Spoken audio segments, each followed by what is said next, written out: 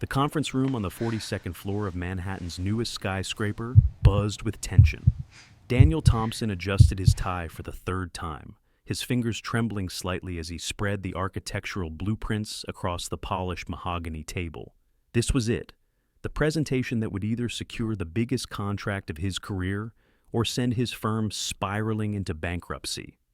"Gentlemen," Daniel began, his voice steady despite the storm brewing in his chest, "what I'm about to show you will revolutionize downtown Seattle's skyline." The investors leaned forward, their faces masks of calculated interest. $27 million hung in the balance.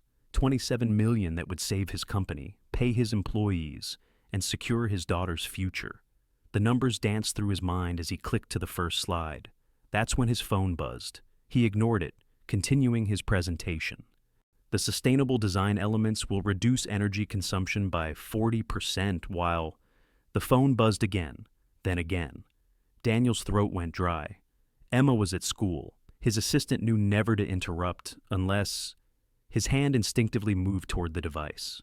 "Mr. Thompson?" The lead investor's voice cut through his panic. "Is everything all right?" "Of course, my apologies. Where was I?" Daniel forced a smile, but his phone had begun ringing. The familiar ringtone of Emma's school echoed through the silent room. His world tilted. "I'm terribly sorry, but I need to take this." He snatched the phone, his heart hammering against his ribs. "Hello? Mr. Thompson? This is Principal Martinez from Riverside Elementary. I'm afraid Emma has had an accident." The blueprints in his other hand fluttered to the floor like broken wings. "What kind of accident?" "She fell off her bicycle during recess. There's quite a bit of blood, and she's asking for you. We think she may need stitches." The room spun. Daniel gripped the edge of the table, his knuckles white. Through the floor-to-ceiling windows, he could see the city sprawling endlessly below. But all he could think about was his little girl, bleeding and scared, calling for him. Is she conscious?" "Yes, but she's very frightened. The paramedics are here now, and they're recommending we take her to Mercy General Hospital."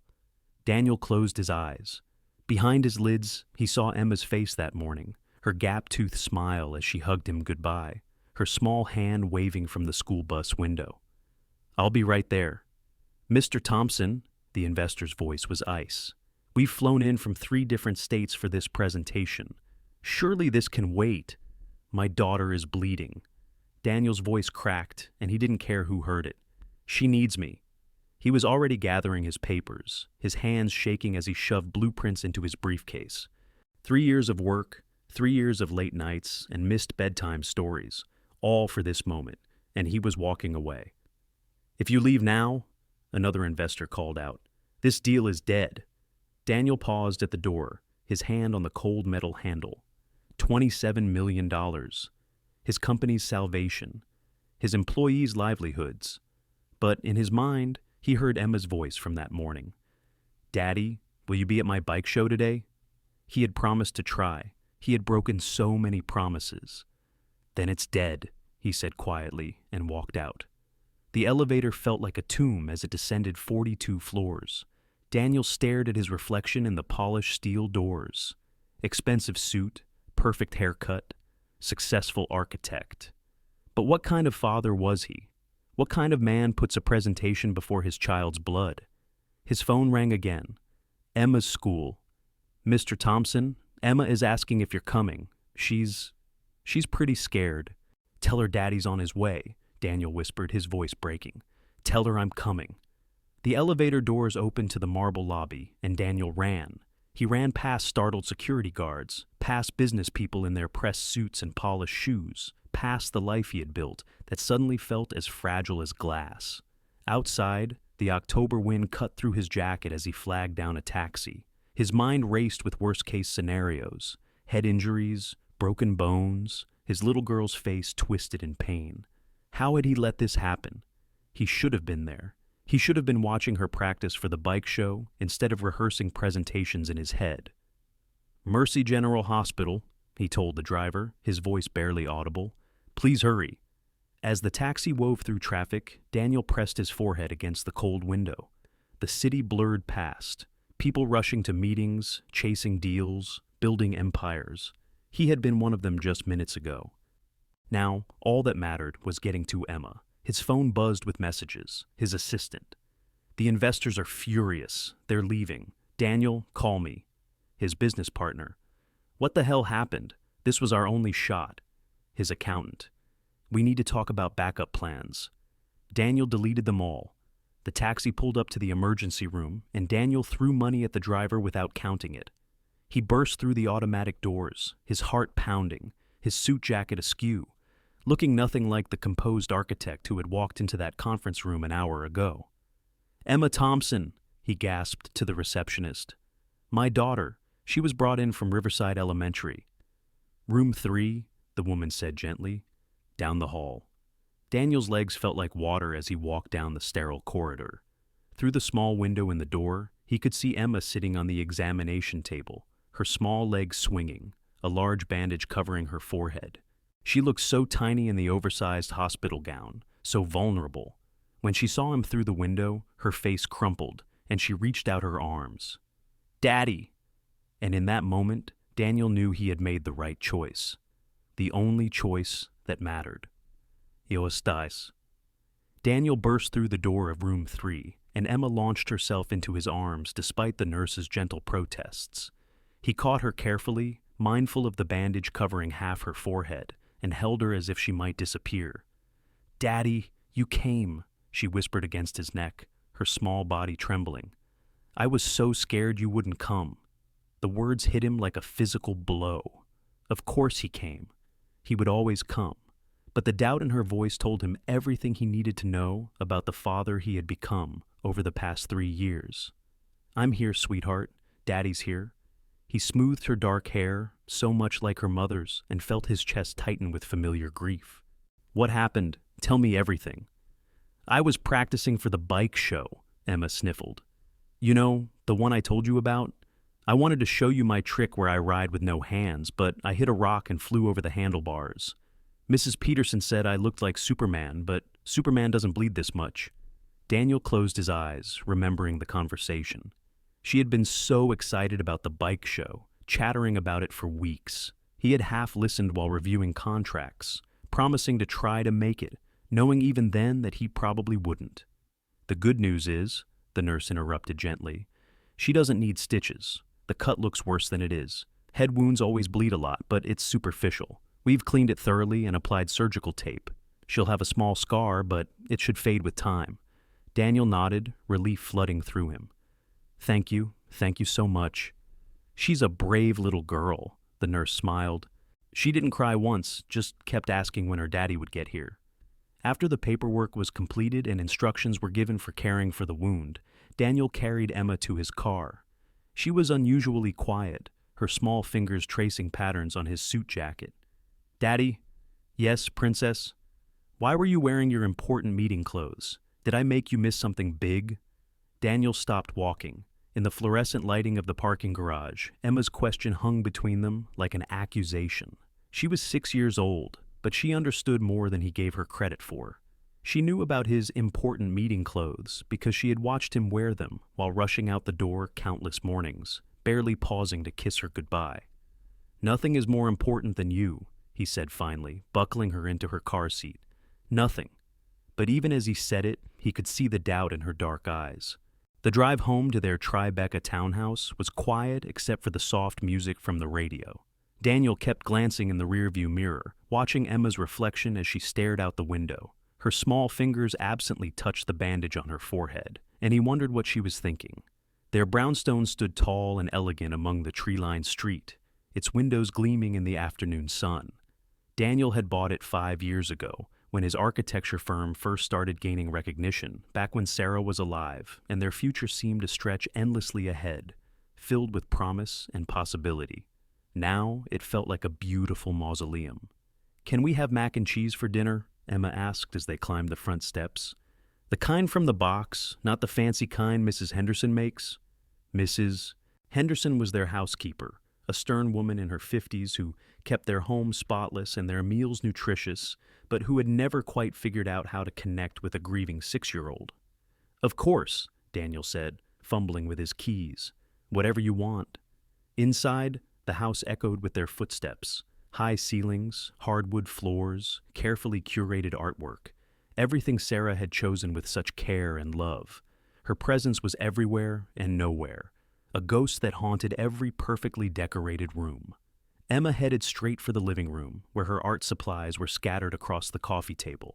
Daniel watched her settle cross-legged on the plush carpet, pulling out her coloring books and crayons with practiced efficiency. This was her routine: school, snack, art time, while Daddy worked in his home office. But today felt different. Today Daniel sat down beside her, instead of disappearing behind his laptop. "What are you drawing?" he asked, loosening his tie. Emma glanced up, surprised by his attention. "It's our family," she said matter-of-factly, holding up a piece of construction paper covered in crayon figures. Daniel's breath caught. There were 3 figures in the drawing: a tall man in a suit, a small girl with dark hair, and between them, a woman with yellow hair and a bright smile. Sarah had been blonde. "That's beautiful, Em. Do you think Mommy would like it?" The question was innocent, the way all of Emma's questions about Sarah were, but it cut through him like glass. 3 years had passed since the accident. 3 years since a drunk driver had stolen his wife, his best friend, his partner in everything, and he still hadn't figured out how to answer these questions. "I think Mommy would love it," he said softly. "She always loved your art." Emma nodded seriously, then returned to her coloring. "Mrs. Patterson says her mommy watches her from heaven.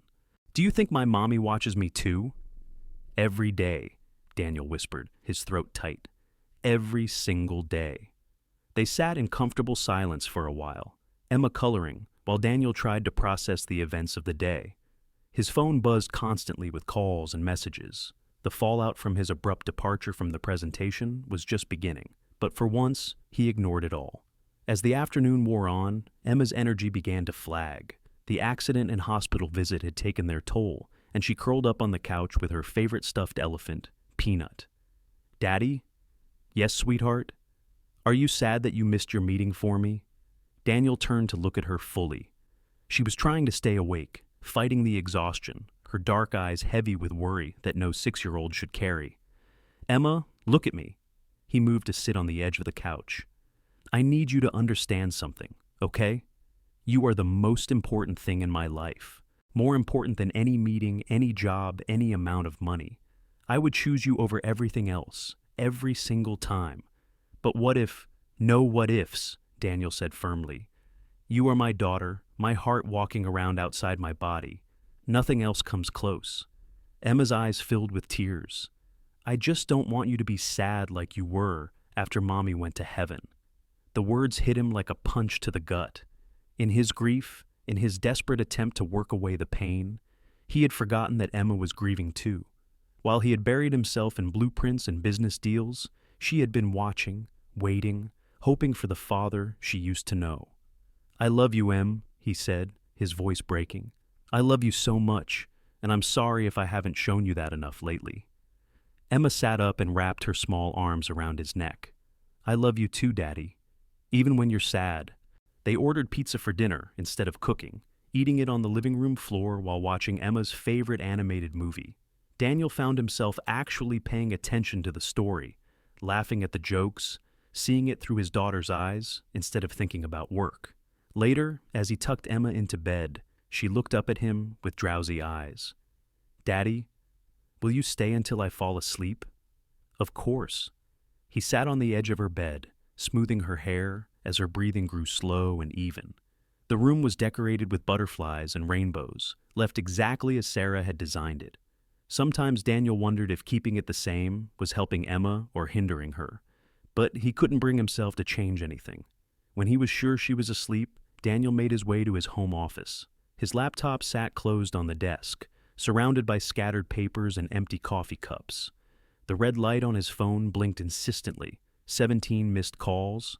He opened his laptop and stared at the email inbox. Subject lines jumped out at him: urgent, client reaction, emergency partners meeting, damage control needed. Daniel closed the laptop without reading a single message. Instead, he walked to the window that overlooked their small garden. Sarah had planted roses there, and Mrs. Henderson kept them meticulously maintained. In the moonlight, they looked silver and ghostly, beautiful but untouchable. For 3 years, he had been sleepwalking through his life, going through the motions of success while his heart remained buried with his wife. He had told himself he was working for Emma's future, building security for her, ensuring she would never want for anything. But what she wanted was him. What she needed was a father who was present, not just physically, but emotionally. A father who chose her bike show over board meetings, who colored with her instead of answering emails, who stayed until she fell asleep instead of working until midnight. Tomorrow, he would have to face the consequences of walking out on the biggest presentation of his career. He would have to explain to his partners, his employees, his creditors. The firm might not survive. He might lose everything he had built. But tonight, for the first time in 3 years, he had been the father Emma deserved. And maybe, just maybe, that was enough to build on. And the next morning arrived with the harsh reality of consequences. Daniel's phone had been ringing since 6 a.m., but he let it go to voicemail while he made Emma breakfast. Actual breakfast, not the usual granola bar grabbed on the way out the door. "Daddy, your phone is being very loud," Emma observed, spooning cereal into her mouth. The bandage on her forehead made her look like a tiny warrior, and Daniel felt a surge of pride at her resilience. "I know, princess, but right now, you're more important than whoever's calling." Emma beamed at him, and Daniel realized how rare her genuine smiles had become. When had he stopped being the person who could make her light up like that? "Can you walk me to school today?" she asked hopefully, "instead of Mrs. Henderson?" "Of course." Daniel glanced at his watch. Under normal circumstances, he would already be at the office, putting out fires from yesterday's disaster. Today felt like stepping into an alternate universe where his daughter's smile mattered more than damage control. The walk to Riverside Elementary was only 4 blocks, but it felt like a journey through Emma's world. She pointed out the neighbor's new puppy, the interesting cloud that looked like a dragon, the crosswalk where she had lost her first tooth. Daniel realized he had been missing all of this, too busy rushing from one urgent thing to the next, to notice the small miracles that made up his daughter's day. "There's my friend Jessica." Emma waved at a girl with pigtails.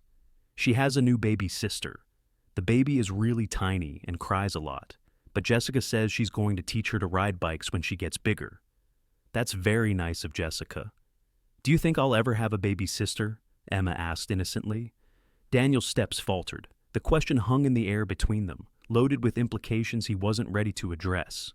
Since Sarah's death, he hadn't even considered the possibility of dating, let alone remarrying or expanding their family.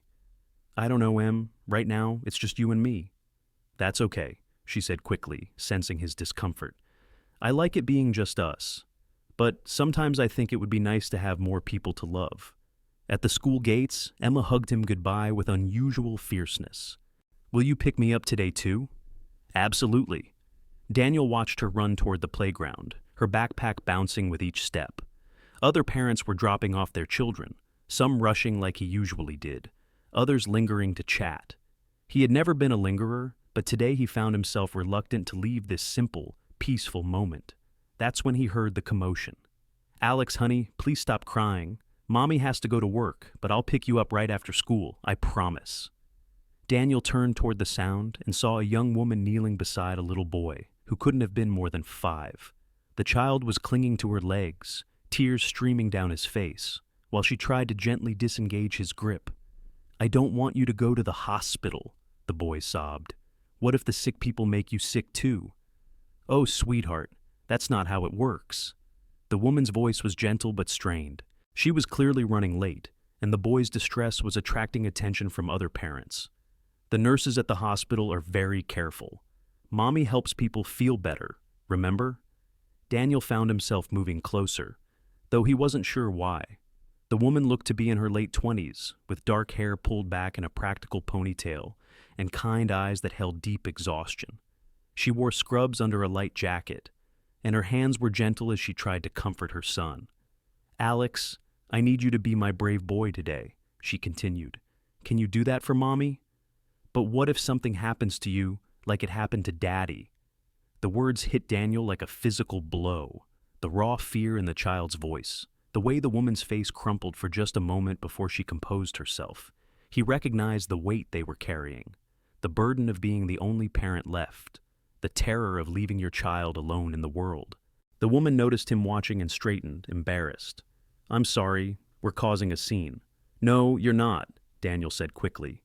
"Is everything okay?" She hesitated, clearly debating whether to confide in a stranger. "Alex gets anxious when I have to work long shifts at the hospital.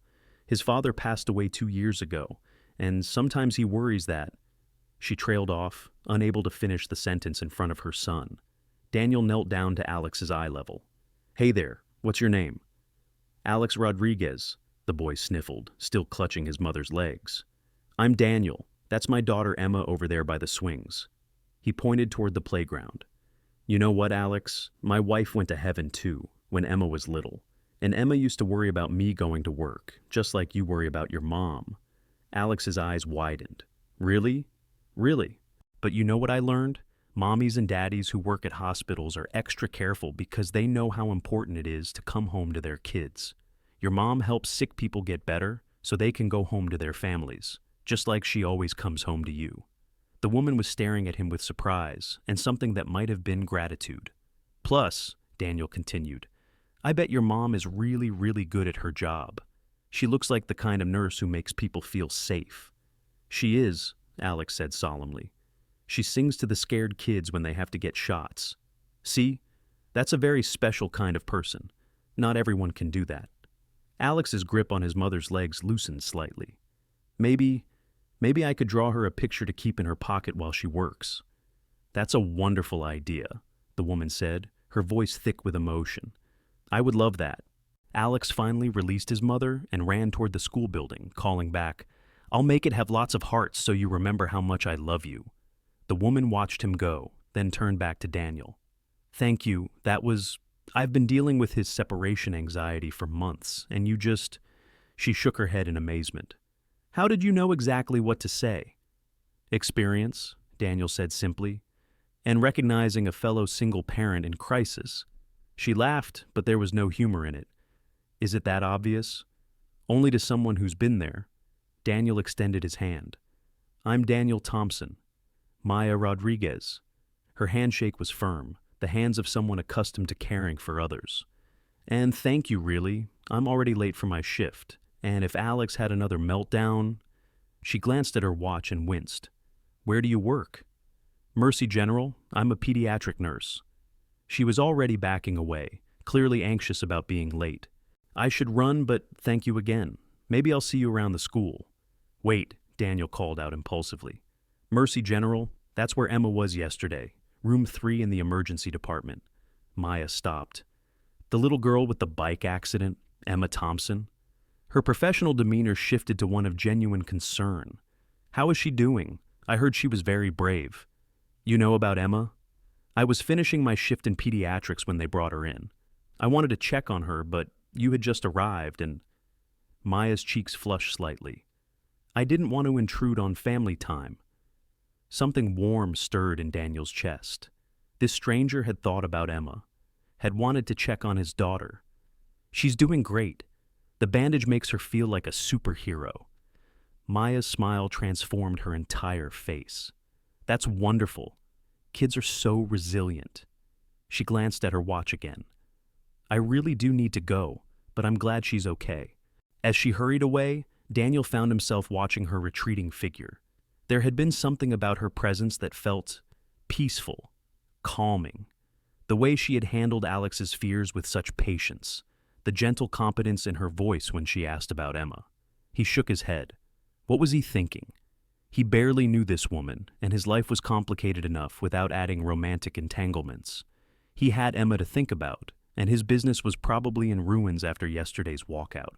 But as he walked back toward home, Daniel couldn't shake the memory of Maya's kind eyes and the way she had looked at him when he helped with Alex. Not with pity or awkwardness, but with recognition.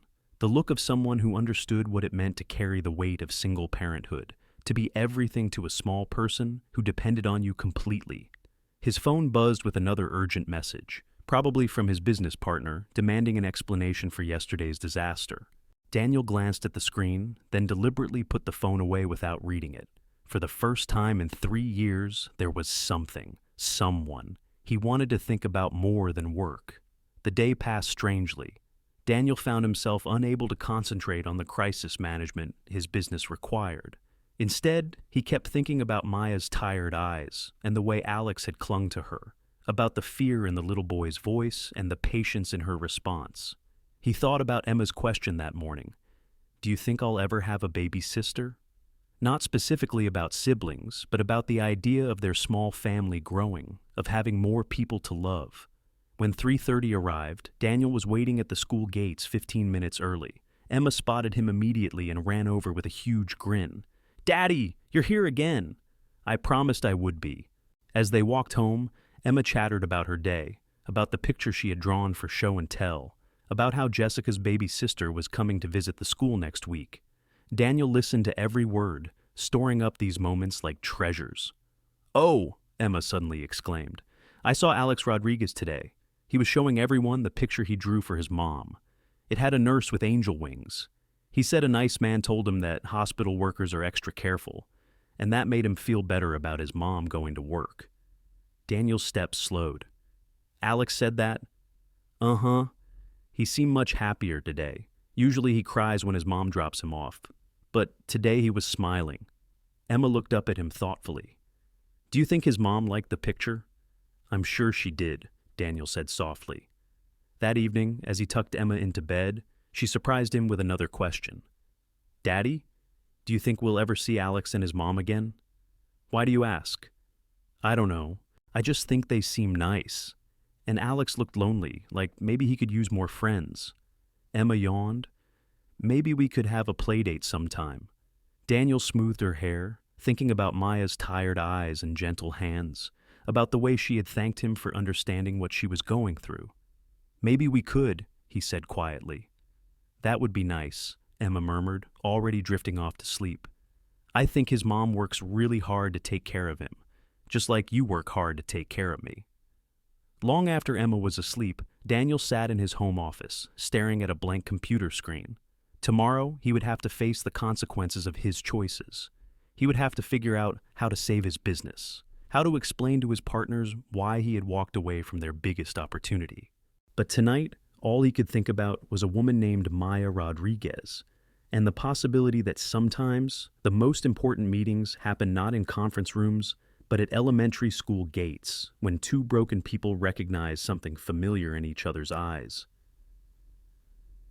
3 days passed before Daniel saw Maya again. He had been picking Emma up from school each afternoon, telling himself it was about being a better father, which was true, but he couldn't deny the small disappointment he felt each day when he didn't see her familiar figure among the other parents. On Thursday afternoon, as he waited by the school gates, he heard Alex's voice before he saw him. "Mommy, look, there's the nice man who helped me." Daniel turned to see Maya walking toward the school, still in her scrubs, but with a light cardigan thrown over them. She looked exhausted, the kind of bone-deep tiredness that came from pulling double shifts, but her face brightened when Alex pointed in Daniel's direction. "Hello again," she said as they approached.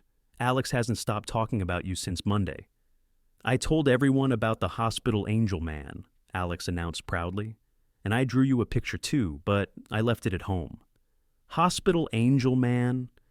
Daniel couldn't help but smile. Maya's cheeks flushed pink. "He heard me tell my friend that you appeared like an angel when I needed help with his anxiety. Kids take everything literally." "I like it," Daniel said. "It's definitely better than the guy who blew up his career for a school pickup." Maya's expression grew concerned. "That sounds like there's a story there." "Daddy missed a really important meeting to come see me at the hospital," Emma chimed in, having spotted them and run over. "He said I was more important than anything else in the whole world." "Emma!" Alex's face lit up with recognition. "You're the brave bike girl. How's your head?" Emma touched her bandage proudly. "It's getting better. Daddy says I might have a cool scar, like a warrior princess." "That's awesome," Alex breathed, clearly impressed. Daniel watched the easy interaction between the children and felt something shift in his chest. When was the last time Emma had been this animated with a new friend? When was the last time she had seemed so normal? "Alex," Maya said gently, "we should let these nice people get home. It's been a long day." "Actually," Daniel found himself saying, We were just about to get some ice cream. Would you and Alex like to join us? Emma's eyes widened with excitement.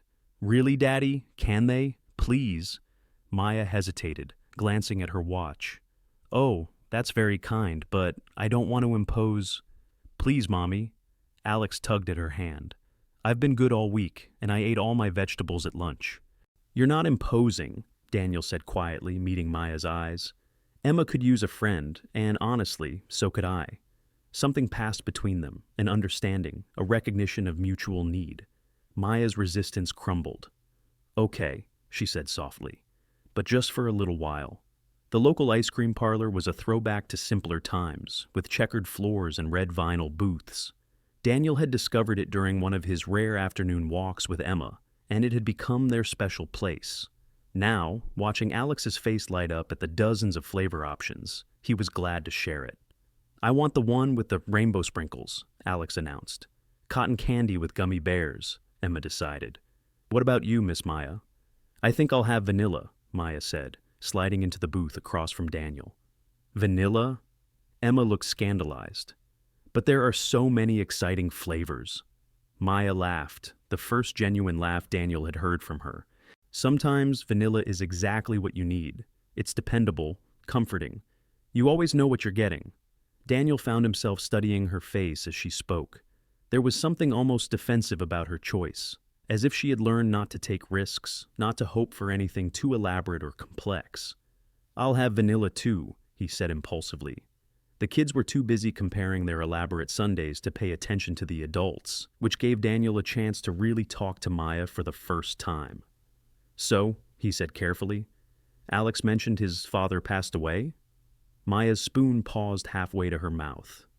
2 years ago, car accident. She glanced at Alex, who was attempting to get a spoonful of ice cream that contained equal parts cotton candy and gummy bears. He was a good man, a teacher. He would have loved seeing Alex make new friends. I'm sorry, that must be incredibly difficult. Some days are harder than others. Maya's voice was steady, but Daniel could hear the careful control beneath it. You mentioned your wife? Cancer? 3 years ago. The words still felt foreign in his mouth, even after all this time. Emma was so young when it happened. Sometimes I wonder if she really remembers Sarah, or if she just remembers the stories I tell her. Maya nodded slowly. Alex remembers Miguel, but in fragments. The way he used to read bedtime stories in funny voices, how he made pancakes shaped like animals on Sunday mornings. Sometimes I worry that I'm not enough to keep those memories alive. You are, Daniel said with quiet certainty. Trust me, you're more than enough. Their eyes met across the table, and Daniel felt something he hadn't experienced in years, a connection that went beyond shared circumstances. It wasn't just that they were both single parents or both grieving. There was something deeper, a recognition of strength and resilience and the particular exhaustion that came from being everything to someone else. Mommy, Alex suddenly piped up, can Emma come to our house sometime? I want to show her my train set. Oh, sweetheart, I don't know if... Can she, Daddy? Emma joined the campaign. I love trains, and I could show Alex my butterfly collection. Daniel looked at Maya, seeing the same hesitation in her eyes that he felt. Opening their small, carefully protected world to outsiders felt risky. But watching their children's excited faces, seeing the genuine friendship already forming between them. Maybe we could set up a play date, Daniel said carefully, if Miss Maya is comfortable with that. It's just Maya, she corrected softly. And yes, I think that would be nice. As they finished their ice cream, the conversation flowed more easily. Maya told them about her work at the hospital, about the children she cared for, and the families she helped navigate their darkest moments.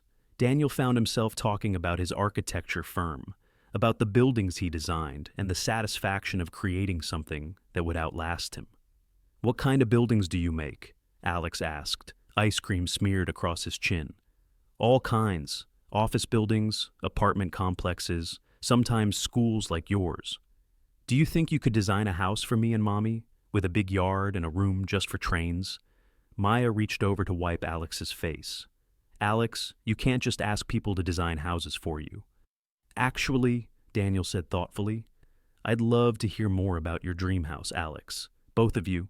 What would make it perfect? What followed was a delightful conversation about architectural fantasies. Alex wanted secret passages and a slide from his bedroom to the kitchen. Emma insisted on a tower room where she could paint and look out over the city. Maya, when pressed, admitted she dreamed of a kitchen with enough space to cook real meals and a garden where she could grow her own vegetables. "What about you, Daddy?" Emma asked. "What would be in your perfect house?" Daniel glanced around the table, at Alex's animated gestures as he described his train room, at Emma's bright eyes as she planned her art tower, at Maya's soft smile as she listened to their children dream together. "I think," he said slowly, "the perfect house would be full of voices, laughter and conversation and the sound of people who care about each other. The building itself doesn't matter as much as the people inside it." Maya's eyes met his again, and this time neither of them looked away. The spell was broken when Alex yawned hugely, his sugar rush clearly wearing off. "Someone's getting tired," Maya observed. "We should probably head home." As they gathered their things and prepared to leave, Emma tugged on Daniel's sleeve. "Daddy, can we walk them home to make sure they get there safely?" "Oh, that's not necessary," Maya began. "I'd like to," Daniel interrupted. "If you don't mind." Maya hesitated, then nodded. "We don't live far." The walk to Maya's apartment building revealed more about her circumstances than any conversation could have. The neighborhood was safe, but clearly working class, the kind of area where every dollar was stretched to its limit. Her building was older, but well-maintained, with a small playground out front where a few children were playing in the fading daylight. "This is us," Maya said, stopping in front of the entrance. "Alex, can you say thank you to Mr. Daniel and Emma for the ice cream?" "Thank you, Mr. Daniel." Alex threw his arms around Daniel's waist in an impromptu hug. "Can we do this again tomorrow?" "Alex," Maya said gently. "Mr. Daniel is very busy." "Actually," Daniel said, surprising himself, "Saturday is Emma's bike show, the one she was practicing for when she had her accident. Maybe you and Alex would like to come watch." Emma gasped with excitement. "Yes! And then maybe Alex could try riding my extra bike." Maya looked overwhelmed by the invitation. "That's very generous, but please say yes," Daniel found himself saying. "Emma could use some friends cheering her on, and so could I." "Please, Mommy," Alex added his voice to the chorus. Maya looked at her son's hopeful face, then at Emma's equally eager expression, and finally at Daniel. Whatever she saw in his eyes seemed to convince her. "Okay," she said softly. "We'll be there." As they walked home, Emma couldn't stop chattering about the upcoming bike show and how excited she was to have Alex and Maya there to watch. "I really like her, Daddy," she said as they climbed the steps to their townhouse. "Maya is nice, and Alex is funny. Do you think they'll really come on Saturday?" "I think they will," Daniel said, unlocking the front door. "Good." Emma yawned, the day's excitement catching up with her. "I think Mommy would have liked them too." That night, as Daniel tucked Emma into bed, she looked up at him with serious eyes. "Daddy, are you happy we met Maya and Alex?" "Very happy," Daniel said honestly. "Me too. They make me feel like our family is getting bigger. Is that okay?" Daniel smoothed her hair, thinking about the afternoon, about Maya's gentle laugh and Alex's enthusiastic hug, about the way it had felt to sit around a table and share simple pleasures with people who understood what they had lost and what they were trying to build. "Yes, sweetheart," he said quietly. "That's very okay." As Emma drifted off to sleep, Daniel found himself looking forward to Saturday in a way he hadn't anticipated anything in years. For the first time since Sarah's death, their small world was expanding, and it felt not like a betrayal of the past, but like a tentative step toward a future he hadn't dared to imagine. Maybe, just maybe, there was room in their lives for more people to love. And Saturday morning arrived with the kind of crisp autumn air that made everything feel possible. Daniel woke early, listening to the sounds of Emma getting ready in her room, the excited rustling of clothes, the clatter of her helmet being retrieved from the closet, the soft thud of her sneakers hitting the floor. "Daddy," she called from the hallway. "Do you think Maya and Alex are awake yet? Do you think they remembered about the bike show?" "I'm sure they remembered," Daniel said, though he had wondered the same thing. In the 3 days since their ice cream outing, he had found himself thinking about Maya more than he cared to admit. The way she had laughed at Alex's stories, the careful way she chose her words, the exhaustion that seemed to live behind her eyes. The bike show was being held at Riverside Elementary's playground, where an obstacle course had been set up with cones and small ramps. Parents were already gathering with folding chairs and coffee cups, their children practicing last-minute maneuvers on the asphalt. Daniel had just finished helping Emma adjust her helmet when he heard Alex's voice cutting through the morning chatter. "Emma! Emma, we're here!" Daniel turned to see Alex running toward them, his face bright with excitement. Maya followed at a more measured pace, carrying a thermos and wearing jeans and a soft blue sweater that brought out her eyes. She looked different than she had in her hospital scrubs, younger, less guarded. "You made it," Daniel said, and the relief in his voice surprised him. "I promised we would," Maya replied simply. "Alex has been talking about this since Wednesday." Emma beamed as Alex admired her bike, a purple mountain bike with streamers hanging from the handlebars. "Do you want to meet my teacher, Mrs. Patterson? She's the one judging the show." As the children ran off together, Daniel found himself alone with Maya for the first time since the ice cream parlor. The morning sun caught the gold highlights in her dark hair, and he noticed she was wearing small silver earrings that caught the light when she moved. "Thank you for coming," he said. "It means a lot to Emma. Thank you for inviting us.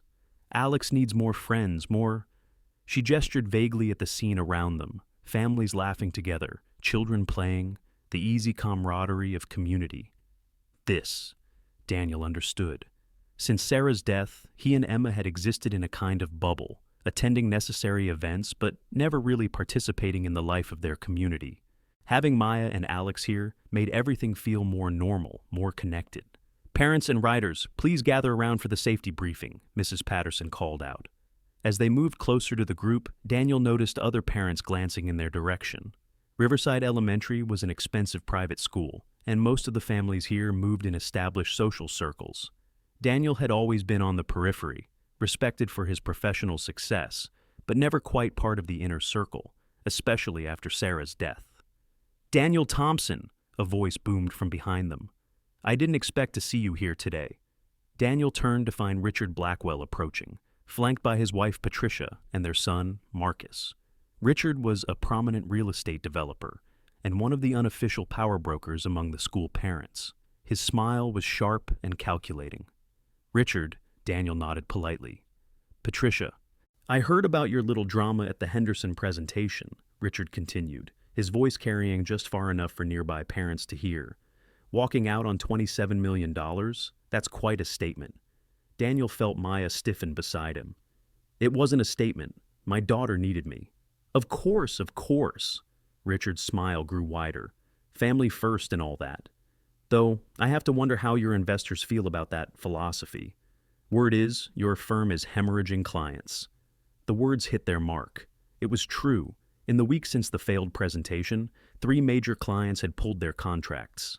Daniel's business partner, James, had been fielding angry calls and trying to salvage what remained of their reputation. "Daddy!" Emma appeared at his side, tugging on his jacket. "Mrs. Patterson wants to meet Maya and Alex." "In a moment, sweetheart," Daniel said, not wanting to walk away from Richard's attack, but also not wanting to escalate the situation in front of Emma. "Oh, is this the famous Maya?" Patricia Blackwell's voice was honey-sweet with an undertone of steel. "We've heard so much about you." Maya stepped forward slightly, her posture straightening. "I'm sorry, I don't think we've been introduced." "Patricia Blackwell. My husband Richard is on the school board." The implication was clear. "We belong here, and we're not sure you do." "How do you know Daniel?" "Our children are friends," Maya replied evenly. "How lovely. And what do you do, dear?" "I'm a pediatric nurse at Mercy General." Patricia's eyebrows rose slightly. "How noble. That must be challenging, financially speaking. I imagine Daniel's been quite helpful in that regard." Daniel felt anger surge through him, but before he could respond, Maya spoke again, her voice calm but firm. "Actually, I'm quite capable of supporting my family on my own. I've been doing it successfully for 2 years." "Of course you have." Patricia's smile became even more condescending. "It's just that single mothers often struggle with the expenses of a school like Riverside, the fundraising expectations, the social obligations. It can be overwhelming for someone from a different background. The insult was delivered with such casual cruelty that Daniel felt momentarily stunned. Maya's face had gone very still, but her eyes blazed with quiet fury. "Patricia," Daniel began, his voice dangerous. "It's fine," Maya said quietly, putting a gentle hand on his arm. "Mrs. Blackwell is just concerned about the school community. I understand." "Well, yes," Patricia continued, oblivious to the warning in Daniel's tone. "We do try to maintain certain standards. Perhaps you'd be more comfortable at one of the public schools in your neighborhood?" The suggestion hung in the air like a slap. Around them, other parents had stopped their conversations, sensing the tension. Daniel saw Mrs. Patterson approaching with a concerned expression. "Is everything all right here?" the teacher asked. "Just getting acquainted," Richard said smoothly. "Though I was telling Daniel how sorry we all are about his recent business troubles. Losing clients, missing opportunities. It must be very stressful. Particularly when you have new responsibilities," Patricia added, her gaze flicking meaningfully toward Maya. Daniel felt something snap inside him. For years he had tolerated these people's casual cruelty, their need to establish hierarchies and exclude those they deemed unworthy. But watching Patricia's deliberate attempt to humiliate Maya, a woman who worked tirelessly to heal children and care for her family, ignited a rage he didn't know he possessed. "You know what, Richard?" Daniel's voice carried across the playground, causing heads to turn. "You're absolutely right. I did walk away from that presentation. I chose my daughter over your blood money, and I'd do it again." "Daniel," Maya whispered urgently, clearly uncomfortable with the scene. "And Patricia," Daniel continued, his voice growing louder. "If you ever speak to Maya that way again, if you ever suggest that she or Alex don't belong here, I will personally ensure that your husband's next development project gets tied up in environmental lawsuits for the next decade." "You wouldn't dare," Richard sputtered. "Try me." Daniel's smile was cold. "You seem to forget that I know exactly which corners you've cut on your buildings, which inspectors you've bribed, which environmental reports you've buried. I've been keeping quiet out of professional courtesy, but that courtesy has limits." The color drained from Richard's face. Around them, parents were staring openly now, some with shock, others with poorly concealed delight at seeing the Blackwells taken down a peg. "Daddy!" Emma's small voice cut through the tension. "Are you fighting?" Daniel looked down at his daughter, seeing confusion and worry in her dark eyes. Alex stood beside her, his small hand clutching Emma's, both children clearly frightened by the adult confrontation they didn't understand. "No, sweetheart," Daniel said, his voice immediately softening. "Just having a grown-up conversation. Everything's fine." But everything wasn't fine. Maya had gone pale, her earlier confidence replaced by obvious discomfort. She was already backing away, gathering Alex closer to her side. "I think we should go," she said quietly. "Maya, no. This was a mistake," she continued, her voice barely above a whisper. "I shouldn't have come. Alex, say goodbye to Emma."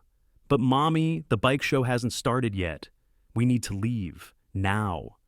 Daniel watched helplessly as Maya ushered Alex toward the parking lot, her shoulders rigid with humiliation and anger. Emma stood beside him, tears forming in her eyes. "Why is Maya leaving? Did I do something wrong?" "No, baby. You didn't do anything wrong." Mrs. Patterson approached cautiously. "Perhaps we should start the bike show. Get everyone focused on the children." As the morning progressed, Emma participated in the obstacle course, but her earlier excitement was gone. She kept looking toward the parking lot, hoping to see Maya and Alex return. Daniel watched from the sidelines, his own enjoyment ruined by the knowledge that he had driven away the first people to make Emma truly happy in years. Other parents gave him a wide berth after his confrontation with the Blackwells. Some looked at him with new respect, others with wariness. But Daniel found he didn't care about their opinions anymore. The only opinions that mattered had just walked away. Emma took second place in her age group, but her smile was forced as she accepted her ribbon. "I wish Alex could have seen me ride," she said sadly. That afternoon, as they sat in their townhouse living room, Emma was uncharacteristically quiet. She played with her art supplies half-heartedly, creating listless drawings that lacked her usual energy. "Daddy," she said finally, "why were those people mean to Maya?" Daniel set down his laptop, giving her his full attention. Sometimes adults say cruel things when they're scared or insecure. But Maya is nice. She helps sick kids get better. You're absolutely right. Maya is very nice, and what they said was wrong. Emma considered this, absently coloring a flower purple. Do you think she's mad at us? The question pierced Daniel's heart. I don't know, sweetheart. I hope not. Maybe we could call her to say we're sorry. Daniel realized he didn't have Maya's phone number.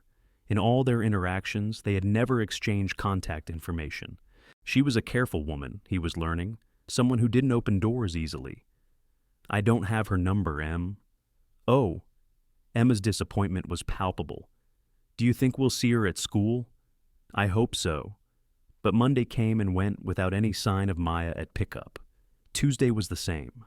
By Wednesday, Daniel was actively looking for her, arriving early and staying late, but she was nowhere to be found. On Thursday, he approached Alex's teacher during pickup. Excuse me, Mrs. Chen, I'm Daniel Thompson, Emma's father. I was wondering about Alex Rodriguez. Has he been absent this week? Mrs. Chen looked uncomfortable. I'm sorry, Mr. Thompson, but Alex has transferred to a different school. His mother felt it would be better for him to be in a more suitable environment.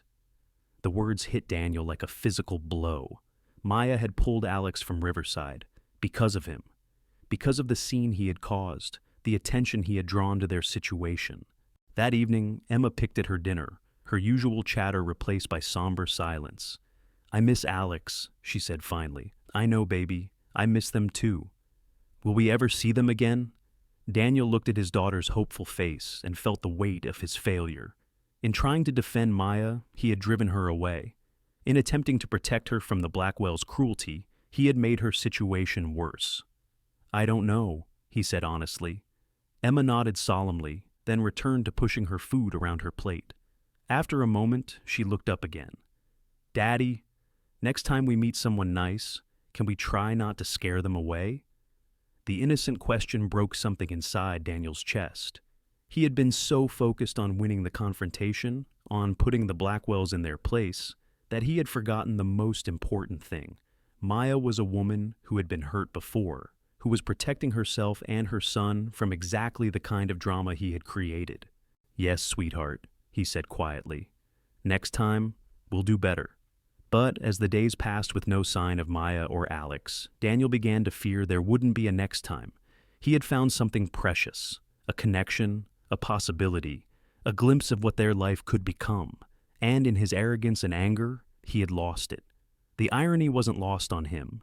He had spent 3 years building walls around himself and Emma, keeping the world at a safe distance. The first time he had let someone in, the first time he had felt something real, he had managed to destroy it within a week. Emma's drawings that week were all of 4 figures: herself, Daniel, Maya, and Alex. But in each picture, Maya and Alex were walking away, getting smaller and smaller until they disappeared entirely from the page. Daniel understood exactly how she felt. And 2 weeks passed like a slow bleed.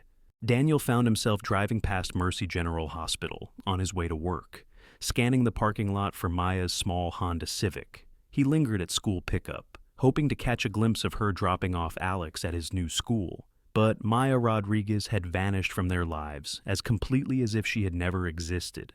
Emma's mood grew darker with each passing day. She stopped asking about Alex and Maya, but her artwork told a different story. Her drawings became increasingly melancholy. Empty playgrounds, single figures standing alone, houses with dark windows. Daniel recognized the signs because he had seen them in himself after Sarah's death. The slow retreat from hope, the careful protection of a heart that had been hurt too many times. It was on a rainy Thursday evening that everything changed.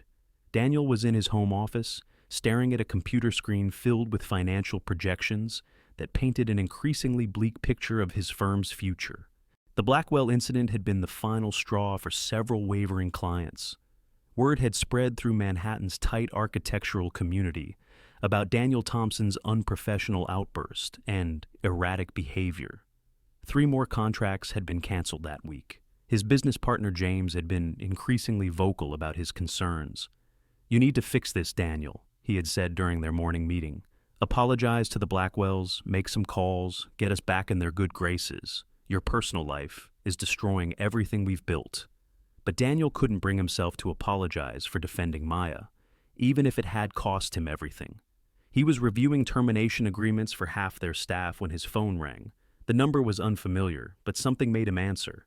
Mr. Thompson, this is Dr. Sarah Chen from Mercy General Hospital. Daniel's blood turned to ice. Emma was upstairs doing homework. She was safe, but the formal tone in the doctor's voice suggested this wasn't a routine call. Yes? I'm calling about Maya Rodriguez. She listed you as an emergency contact. The world tilted. Is she all right? What happened? Mr. Thompson, I need you to come to the hospital immediately. Room 412 in the ICU. And, sir, you might want to bring your daughter. Maya has been asking for both of you. The drive to Mercy General passed in a blur of rain-slicked streets and racing thoughts. Emma sat beside him in the passenger seat, her small face pale with worry. Is Maya going to be okay, Daddy? I don't know, sweetheart. We'll find out when we get there. But Daniel's mind was already spinning through worst-case scenarios. Why had Maya listed him as an emergency contact? They barely knew each other. And what had happened to her? The ICU was a maze of beeping machines and hushed voices. Dr. Chen was waiting for them at the nurse's station, a small woman with kind eyes and tired features. Mr. Thompson, thank you for coming so quickly. She glanced down at Emma. Hello, sweetheart. You must be Emma. Is Maya sick? Emma asked directly. Dr. Chen knelt to Emma's level. Maya is hurt, but she's going to be okay. She had an accident, and she's sleeping right now so her body can heal. What kind of accident? Daniel asked. Dr. Chen stood, her expression grave. Car accident. A drunk driver ran a red light and hit her on her way home from work. She has a concussion, 3 broken ribs, and some internal bleeding that required surgery. She's stable now, but... She paused, choosing her words carefully. She's been asking for you. Both of you. She seems quite distressed about her son. Alex, Emma whispered. Where is Alex? That's part of why we called you. Maya's emergency contact information was limited. She listed you, Mr. Thompson, and a neighbor who's apparently out of town. Alex is currently with Child Protective Services. The words hit Daniel like a physical blow. CPS? Why? Standard procedure when a single parent is hospitalized and there's no immediate family to take custody. Maya was very upset about this when she was conscious. She kept saying she needed to call you, that you would help with Alex. Daniel stared at the doctor, trying to process what he was hearing. Maya had listed him as an emergency contact. Despite everything that had happened, despite the way things had ended between them, she had trusted him enough to put his name on official documents. Can we see her? Emma asked quietly. Dr. Chen nodded. She's sedated, but yes. Room 412. The ICU room was a symphony of medical equipment. Maya lay unconscious in the center of it all, looking impossibly small and fragile beneath the white sheets. Her face was bruised, her left arm in a cast. Machines beeped steadily, monitoring her vital signs. Emma gasped when she saw her. Oh, Maya. Daniel felt his chest tighten with an emotion he couldn't name. Here was this woman who had worked so hard to build a safe life for herself and her son, who had been so careful to avoid complications and drama, lying broken because some drunk idiot couldn't call a cab. Maya, Emma whispered, approaching the bed cautiously. It's me, Emma. Daddy and I are here. Maya's eyes fluttered open, unfocused at first, then locking onto Emma's small face. Emma? Her voice was barely a whisper. Hi, Emma said softly. Dr. Chen said you were hurt. Alex, Maya struggled to sit up, then winced in pain. Where's Alex? Daniel moved to the other side of the bed. He's safe, Maya. He's with social services temporarily. Maya's eyes filled with tears. I need to get him. He must be so scared. He doesn't know those people, and after what happened to his father... She tried to push herself up again, and the machines began beeping more urgently. Maya, you need to rest, Daniel said gently, placing a careful hand on her uninjured arm. Tell me what you need me to do. Maya stared at him for a long moment, as if she couldn't quite believe he was there. Why did you come? After what happened at the school, you called me. You listed me as your emergency contact. Why? A tear slipped down Maya's cheek. I don't have anyone else. My parents disowned me when I got pregnant in college. Miguel's family blamed me for the accident. When I filled out the forms at the hospital, I realized you and Emma were the only people in this city who had shown me genuine kindness. The only ones who might actually care if something happened to me. The admission hung in the air between them, raw and vulnerable. Daniel felt something crack open in his chest. Of course we care, Emma said fiercely. You're our friend. Maya's smile was watery. I missed you both so much. When I took Alex out of that school, I thought I was protecting him, but I think I was just protecting myself. I was scared. Scared of what? Daniel asked. Of letting myself hope again. Of believing that maybe there were good people in the world who wouldn't hurt us. Maya's voice broke. I've been so careful for so long, keeping everyone at arm's length, not letting Alex get too attached to anyone. And then you came along, and Emma, and for a few days it felt like we might actually have a family again. Daniel felt his throat tighten. Maya, I know it's not fair to ask this, Maya continued, her words coming faster now, as if she needed to get them out before she lost her courage. But Alex is in a group home tonight with strangers, and he's probably terrified. He barely knows you, but he trusts you more than anyone else in this city. Would you consider taking him? Just until I'm released? The request hung between them, enormous in its implications. Daniel glanced at Emma, who was nodding eagerly. Yes, he said without hesitation. Of course, whatever you need. Maya closed her eyes in relief. Thank you. Dr. Chen has the caseworker's information. Her name is Linda Martinez. She'll need to do a home visit and background check, but if you're willing to be temporary guardians... We're willing, Daniel said firmly. Daddy, Emma whispered, tugging on his sleeve. Can Alex stay in my room? I have bunk beds. Daniel looked down at his daughter's earnest face, then back at Maya's exhausted but hopeful expression. Something was shifting inside him, barriers he had built carefully over 3 years beginning to crumble. Emma, why don't you sit with Maya for a minute? I need to make some phone calls. Daniel stepped into the hallway and immediately dialed his lawyer. If he was going to become Alex's temporary guardian, he needed to do it right. No shortcuts, no mistakes that could jeopardize the boy's welfare or Maya's chances of getting him back quickly. As he waited for his lawyer to answer, Daniel caught sight of his reflection in the window. He looked older than his 35 years, worn down by grief and business stress. But there was something else in his eyes now, a sense of purpose he hadn't felt in years. Stephen, it's Daniel Thompson. I need your help with an emergency custody situation. An hour later, Daniel returned to Maya's room to find Emma had crawled into the hospital bed beside her, both of them looking at something on Emma's tablet. We're looking at pictures of Alex, Emma explained. Maya has lots of them on her phone. Daniel watched them together, Emma's dark head bent close to Maya's lighter one, both of them smiling at the screen. They looked natural together, comfortable in a way that spoke to some deeper connection. The caseworker is coming to our house tomorrow morning, Daniel told Maya. Stephen, my lawyer, says the home visit is mostly a formality since this is temporary, and you specifically requested us as guardians. Maya's eyes filled with tears again. I can't thank you enough. This means everything. You don't need to thank me. Daniel paused, searching for the right words. We're family. Isn't that what families do for each other? Maya stared at him, and Daniel saw the exact moment when her last defenses crumbled. Family, she repeated softly. Daddy, Emma said suddenly. Maya's really tired. Should we let her sleep? Daniel looked at Maya, who was indeed struggling to keep her eyes open. The pain medication was pulling her under. We'll be back tomorrow, he promised, with Alex. Maya managed a weak smile.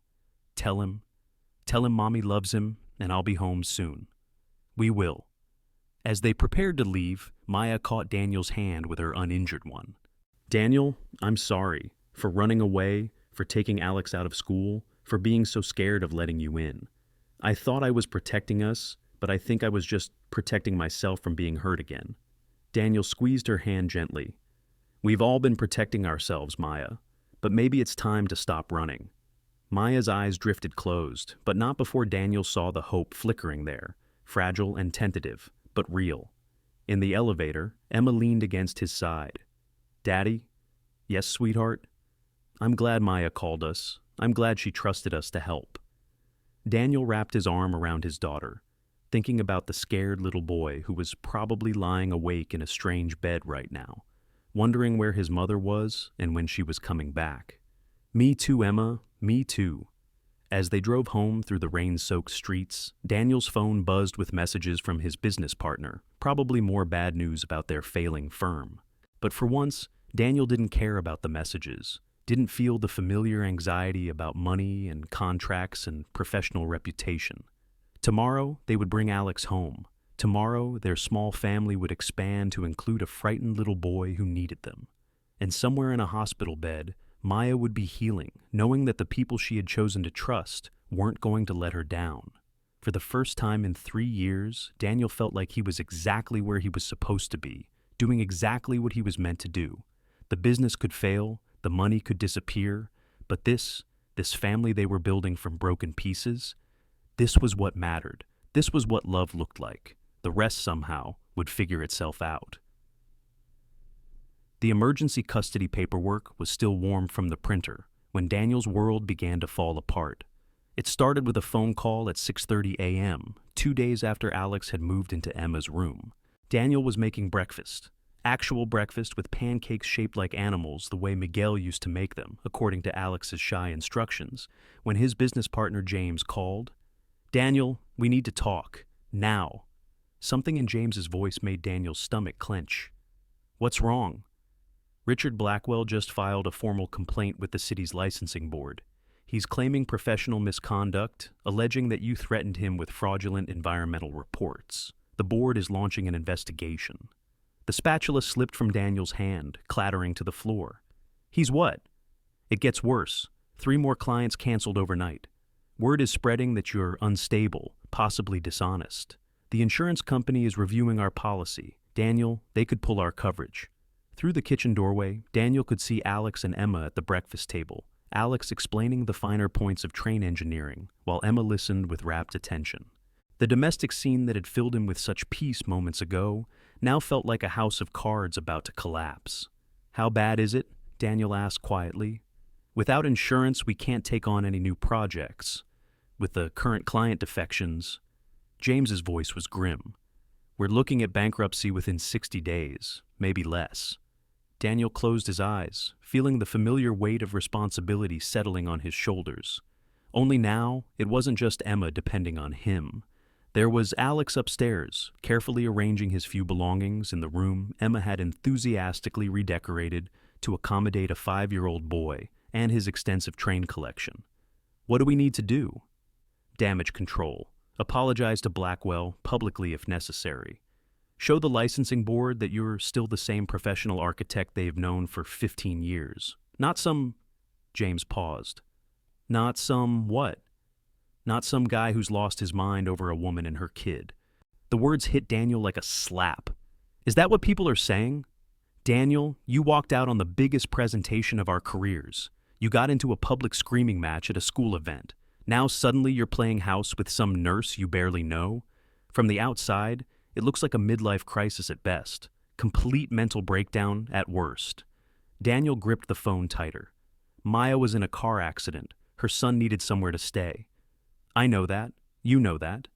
But perception is reality in this business, and the perception is that Daniel Thompson has lost his edge, lost his focus, lost his mind. After Daniel hung up, he stood in his kitchen for a long moment, listening to the sounds of childhood from the next room. Alex's careful explanations, Emma's encouraging responses, the clink of forks against plates. Normal family sounds that now felt like luxuries he couldn't afford. Daddy? Emma appeared in the doorway. Alex wants to know if we can visit Maya today after school. We'll see, sweetheart. But Emma knew him too well. She could read the tension in his shoulders, the way his smile didn't quite reach his eyes. Is something wrong? Just work stuff. Nothing for you to worry about. Alex joined them, carrying his empty plate with careful precision. Mr. Daniel, my mommy is coming home soon, right? Daniel looked down at the little boy. Miguel's eyes, Maya's serious expression, wearing one of Emma's old t-shirts because most of his clothes had been in Maya's car during the accident. Yes, Alex, soon. But even as he said it, Daniel wondered if he was making promises he couldn't keep.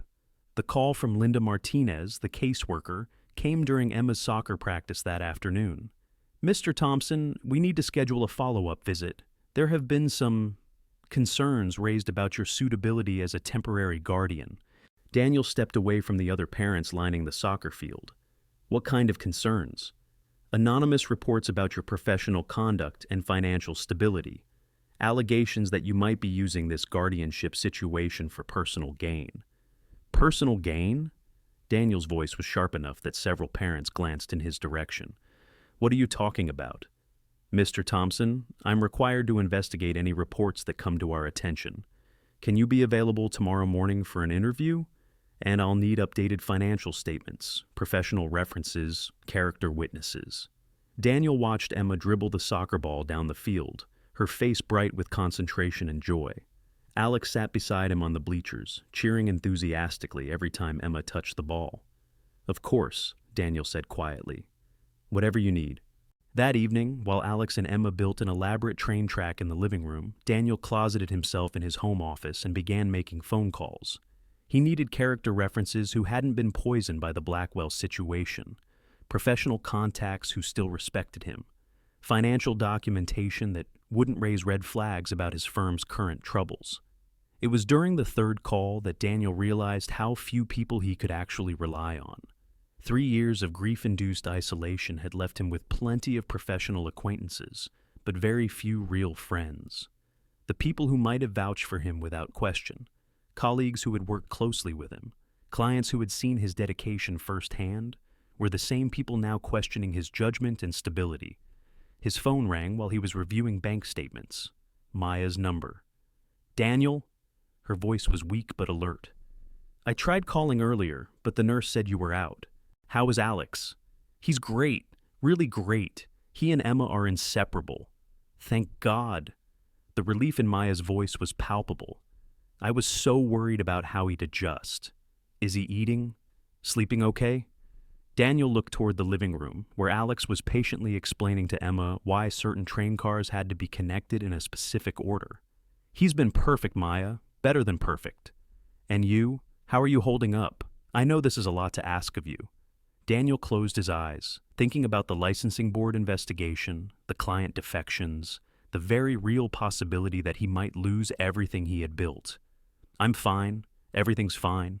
But Maya knew him well enough now to hear the lie. "Daniel, what's wrong?"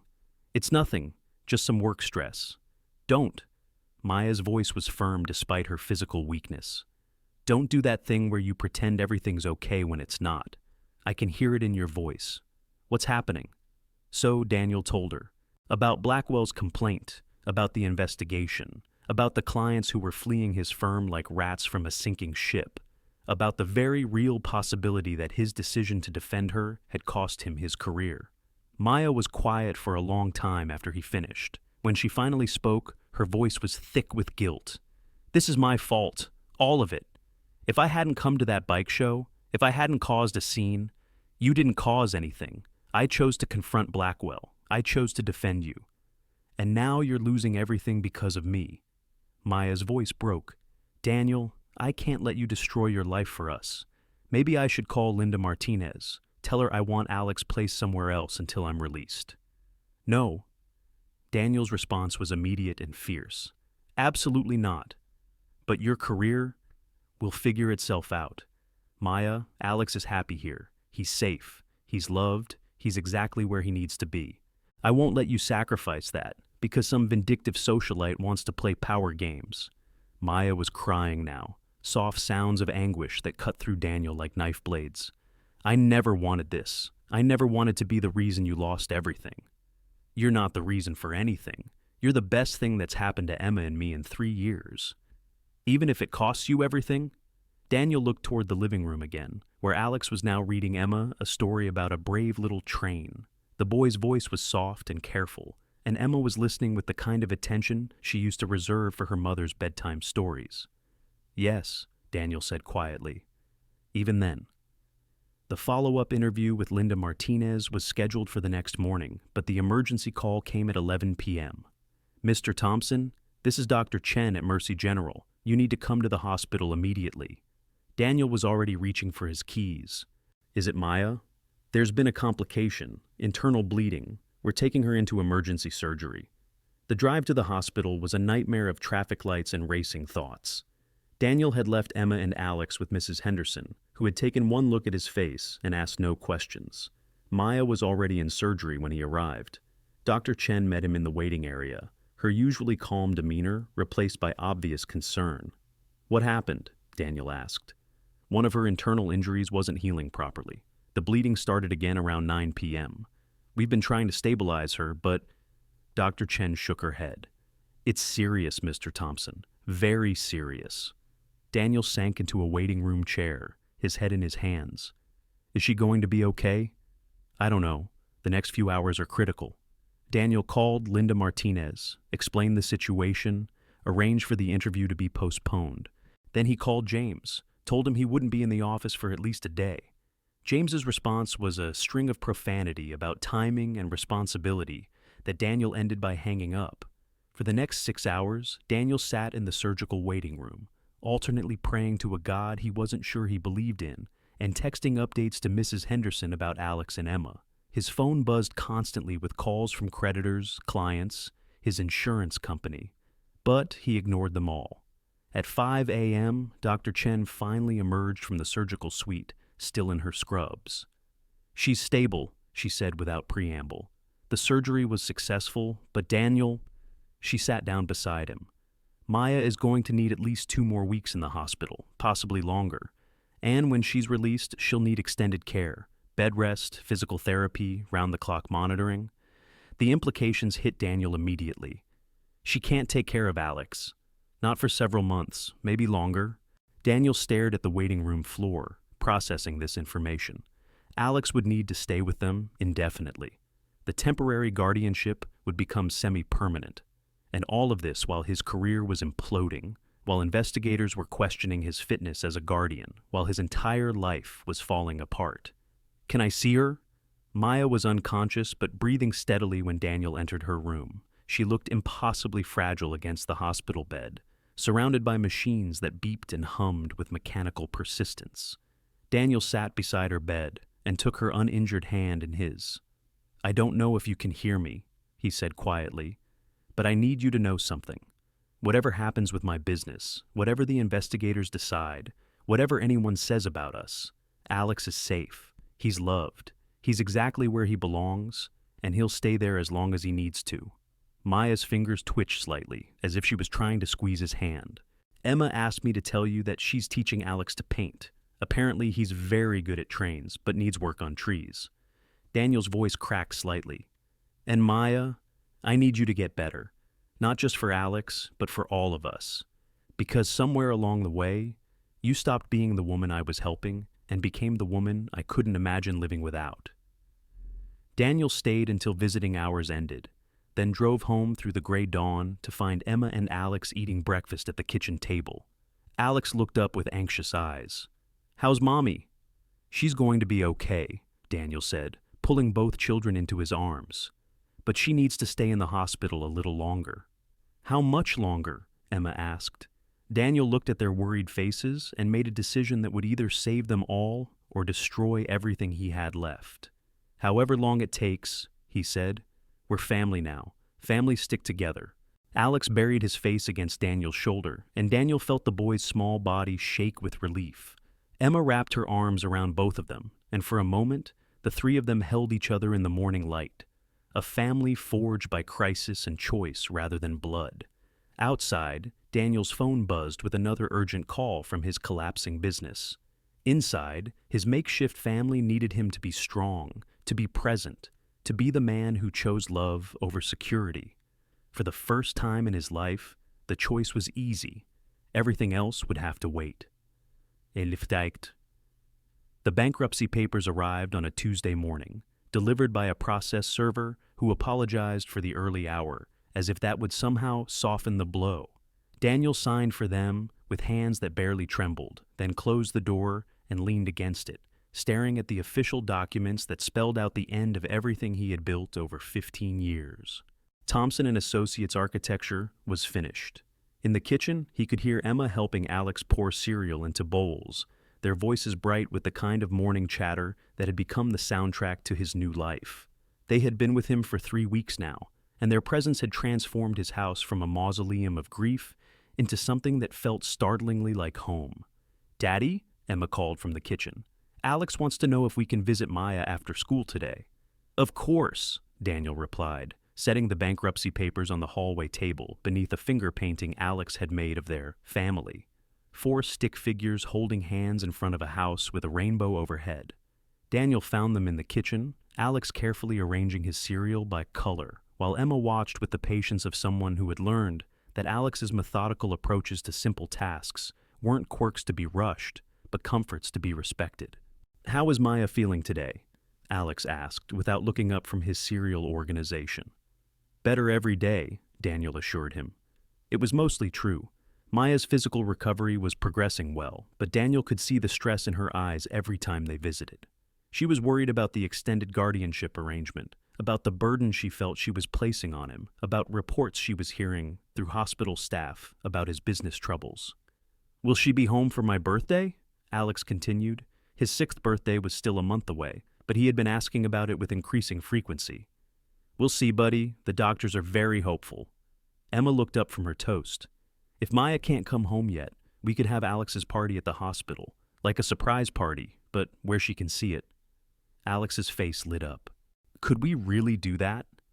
"If the doctors say it's okay," Daniel promised, then immediately wondered how he was going to afford a birthday party when his bank accounts were being frozen and his credit cards were already maxed out.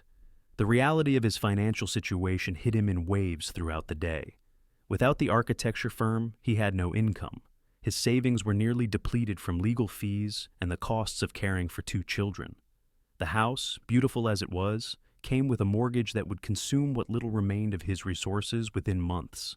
But every time Daniel started to panic, he would remember Alex's small hand in his during their hospital visits, or Emma's delighted laughter when Alex finally mastered riding her bicycle, or the way both children had crawled into his bed during a thunderstorm the previous week, seeking comfort that he somehow found the strength to provide. The phone call that changed everything came while Daniel was reviewing his resume for the first time in 15 years. "Mr. Thompson, this is Margaret Walsh from Riverside Elementary." Daniel's stomach clenched. Margaret Walsh was the principal, and calls from principals were rarely good news. "Yes? I'm calling about Emma and Alex. There seems to be some confusion about Alex's enrollment status." "What kind of confusion?"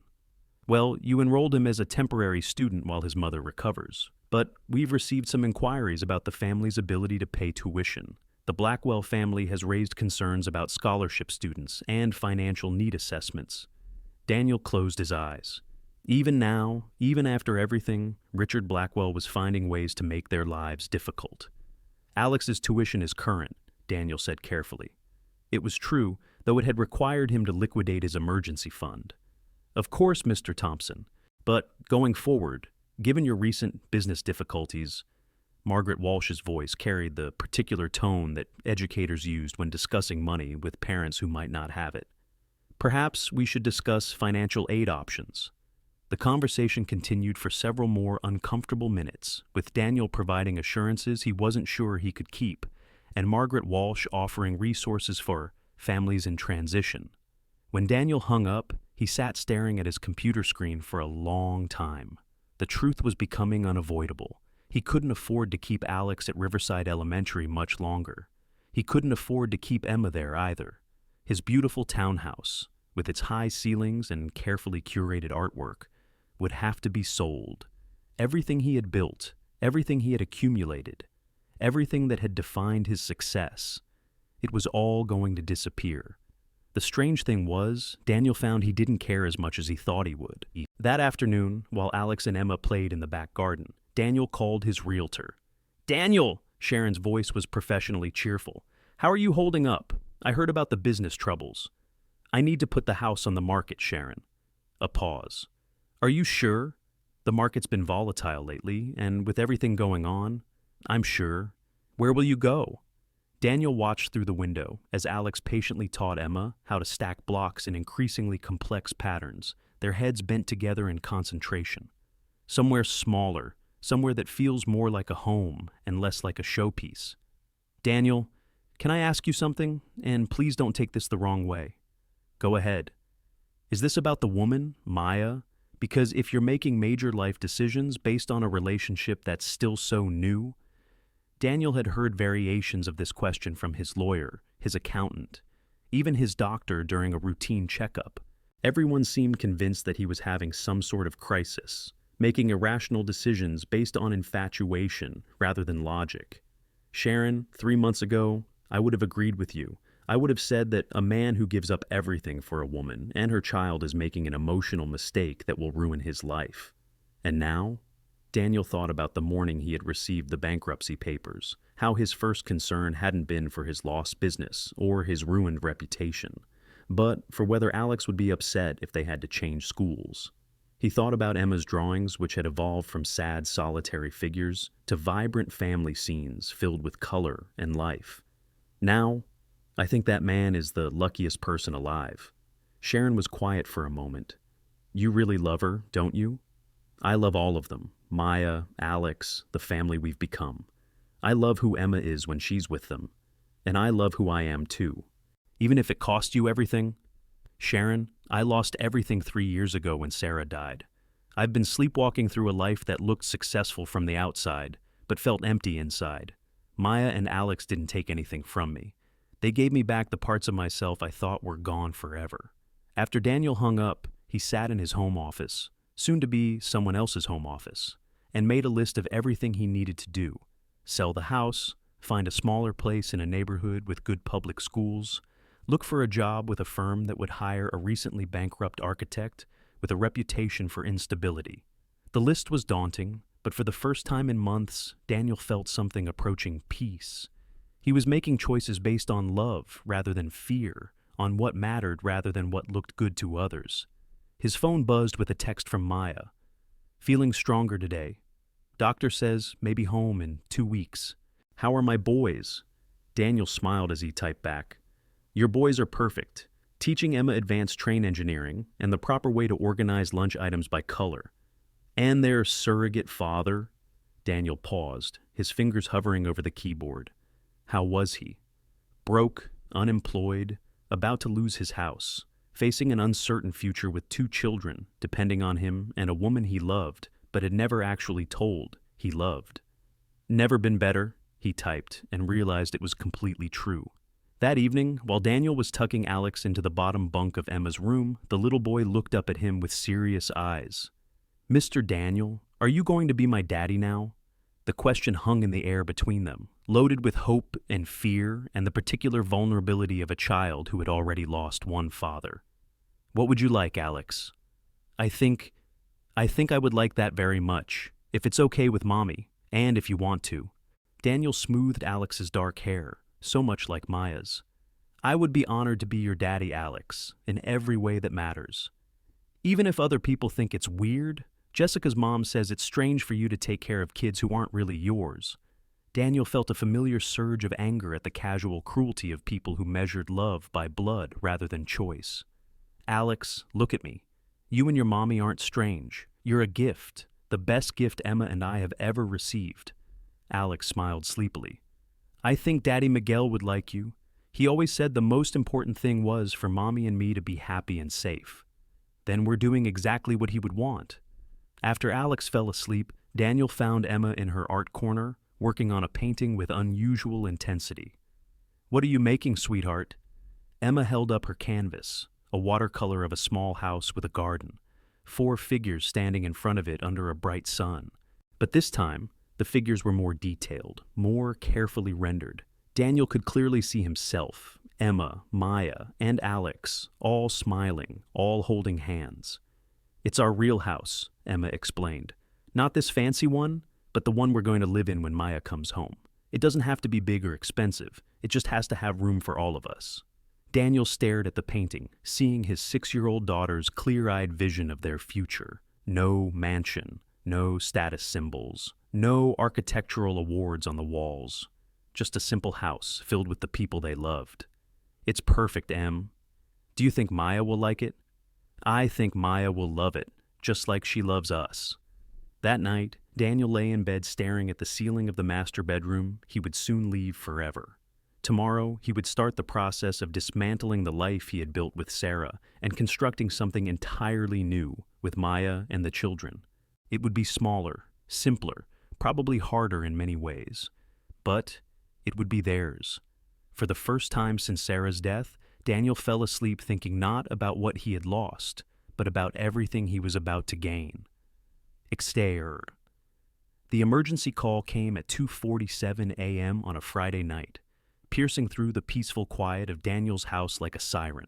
He fumbled for his phone, heart already racing with the particular terror that comes to single parents in the middle of the night. Mr. Thompson, the voice was professional but urgent. This is Detective Rivera with the NYPD. We have Maya Rodriguez here at the station. She's asking for you. Daniel sat up, instantly alert. Maya? But she's supposed to be in the hospital. Sir, she checked herself out against medical advice about 3 hours ago. We found her at the Riverside Elementary playground around midnight. She was distressed, asking about her son, saying someone had taken him. Daniel's blood ran cold. Through the thin walls, he could hear Alex's steady breathing from Emma's room, both children safe in their beds. But Maya didn't know that. Maya was somewhere in the city, in the middle of the night, probably terrified and in pain from leaving the hospital too early. I'll be right there. Daniel quickly checked on Alex and Emma, both sleeping soundly, then left a note for Mrs. Henderson, who had been staying in the guest room since Maya's accident. 20 minutes later, he was walking into the police station, his heart hammering against his ribs. He found Maya in a small interview room, wrapped in a hospital gown and someone's oversized police jacket. She looked fragile and wild, her hair tangled, her eyes bright with fever and fear. When she saw him, she burst into tears. Daniel, thank God. Where's Alex? They won't tell me where Alex is. He's safe, Daniel said immediately, rushing to her side. He's home, asleep in Emma's room. He's perfectly safe. Maya collapsed against him, her body shaking with relief and exhaustion. I woke up, and he wasn't there. The hospital was so quiet, and I couldn't remember. I thought maybe they had taken him back to foster care, or that something had happened to you, and I had to find him. Detective Rivera, a middle-aged woman with kind eyes, pulled Daniel aside.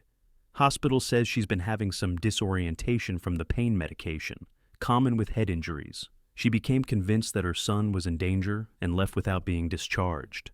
Is she in trouble? No charges, but the hospital wants her back. She's not well enough to be out on her own yet. Daniel looked back at Maya, who was clutching the police jacket around herself and staring at the fluorescent lights with the particular exhaustion of someone who had reached the absolute end of their strength. What if she doesn't want to go back to the hospital? Detective Rivera's expression grew serious. Mr. Thompson, she needs medical care, and if she continues to make decisions that put herself in danger, well, that could affect the custody situation with her son. The implication hung in the air between them. If Maya was deemed unfit to care for Alex, if her judgment was called into question because of the head injury, she could lose him permanently. Daniel made a decision that would either save everything or destroy it all. She's coming home with me. Sir, I don't think you understand. She needs round-the-clock medical supervision. Then I'll supervise her. I'll hire private nurses, whatever it takes. But she's not going back to that hospital, and she's not being separated from her son. Detective Rivera studied him carefully. Mr. Thompson, are you sure you understand what you're taking on? The liability alone? Daniel thought about Alex's small face that morning, asking when Mommy was coming home. He thought about Emma's painting of their family, simple and complete. He thought about Maya's exhausted confession in the hospital room weeks ago. You and Emma were the only people who might actually care if something happened to me. I'm sure. 2 hours later, Daniel was helping Maya up the front steps of his townhouse, one arm around her waist to keep her steady. She had insisted on walking under her own power, but her legs were shaky and her breathing labored. This is a mistake, Maya whispered as they reached the front door. I'm not thinking clearly. The doctor said the medication can cause confusion, paranoia. What if I have another episode? What if I do something that puts Alex in danger? Daniel stopped, turning to face her in the dim light of the porch. Maya, look at me. You didn't have an episode. You had the most natural reaction in the world, a mother's fear for her child. Any parent would have done the same thing. But I left the hospital. I scared Alex by not being where I was supposed to be. Alex doesn't know. He's been asleep for hours, dreaming about trains and art projects and all the normal things 6-year-old boys dream about. When he wakes up, his mother will be here, where she belongs. Maya's eyes filled with tears. Daniel, I can't ask you to do this. Taking care of me on top of everything else? Your business, your reputation, the money this must be costing. Stop. Daniel's voice was gentle but firm. Just stop. Do you want to know what I've realized over the past few weeks? Maya nodded mutely. I spent 3 years after Sarah died, building walls. Perfect walls, beautiful walls. Walls that kept everyone at a safe distance, so I'd never have to risk losing anyone again. I was so focused on protecting myself and Emma from pain that I forgot we were also protecting ourselves from joy. Daniel cupped Maya's face in his hands, his thumbs brushing away her tears. You and Alex didn't tear down those walls. You walked through them like they were made of paper. You showed me what I was missing, what Emma was missing. And now you're worried about being a burden, aren't I? Maya, you're the woman who works double shifts to buy her son art supplies. You're the woman who sings to scared children in the hospital, because you know that sometimes healing requires more than medicine. You're the woman who chose to trust me with the most precious thing in your world, when you had no reason to believe I wouldn't let you down. Daniel leaned his forehead against hers. You're not a burden. You're a miracle. Maya was crying freely now, but her tears had shifted from despair to something that looked dangerously like hope. I love you, she whispered. I've been trying not to, because it seemed impossible and complicated and terrifying. But I love you so much it scares me. Good, Daniel said, kissing her forehead softly. Because I love you too. All of you. The strength and the vulnerability. The fierce protectiveness and the gentle kindness. I love the mother you are and the woman you are, and I want to spend the rest of my life proving that you were right to trust me. They stood there on the porch for a long moment, holding each other in the pre-dawn darkness, two broken people who had somehow managed to create something whole together. Daddy? A small voice came from behind them. Daniel turned to find Alex standing in the doorway, wearing Emma's spare pajamas and rubbing sleep from his eyes. Mommy? Maya knelt carefully, opening her arms. Alex ran to her, and she caught him against her chest, both of them crying now. I missed you so much, baby, Maya whispered into his hair. I missed you too. Are you all better now? Getting better every day. And you know what's going to help me get better even faster? What? Being here with you and Emma and Daniel, being home. Alex pulled back to look at her seriously. This is home now? Really home? Maya glanced up at Daniel, who nodded encouragingly. Really home, she said, if that's what you want. That's what I want more than anything in the whole world, Alex said solemnly. Me too, said another small voice. Emma had appeared beside Alex, her hair sticking up in all directions. But maybe we could go inside now. It's cold, and Alex gets worried when people stand outside too long at night.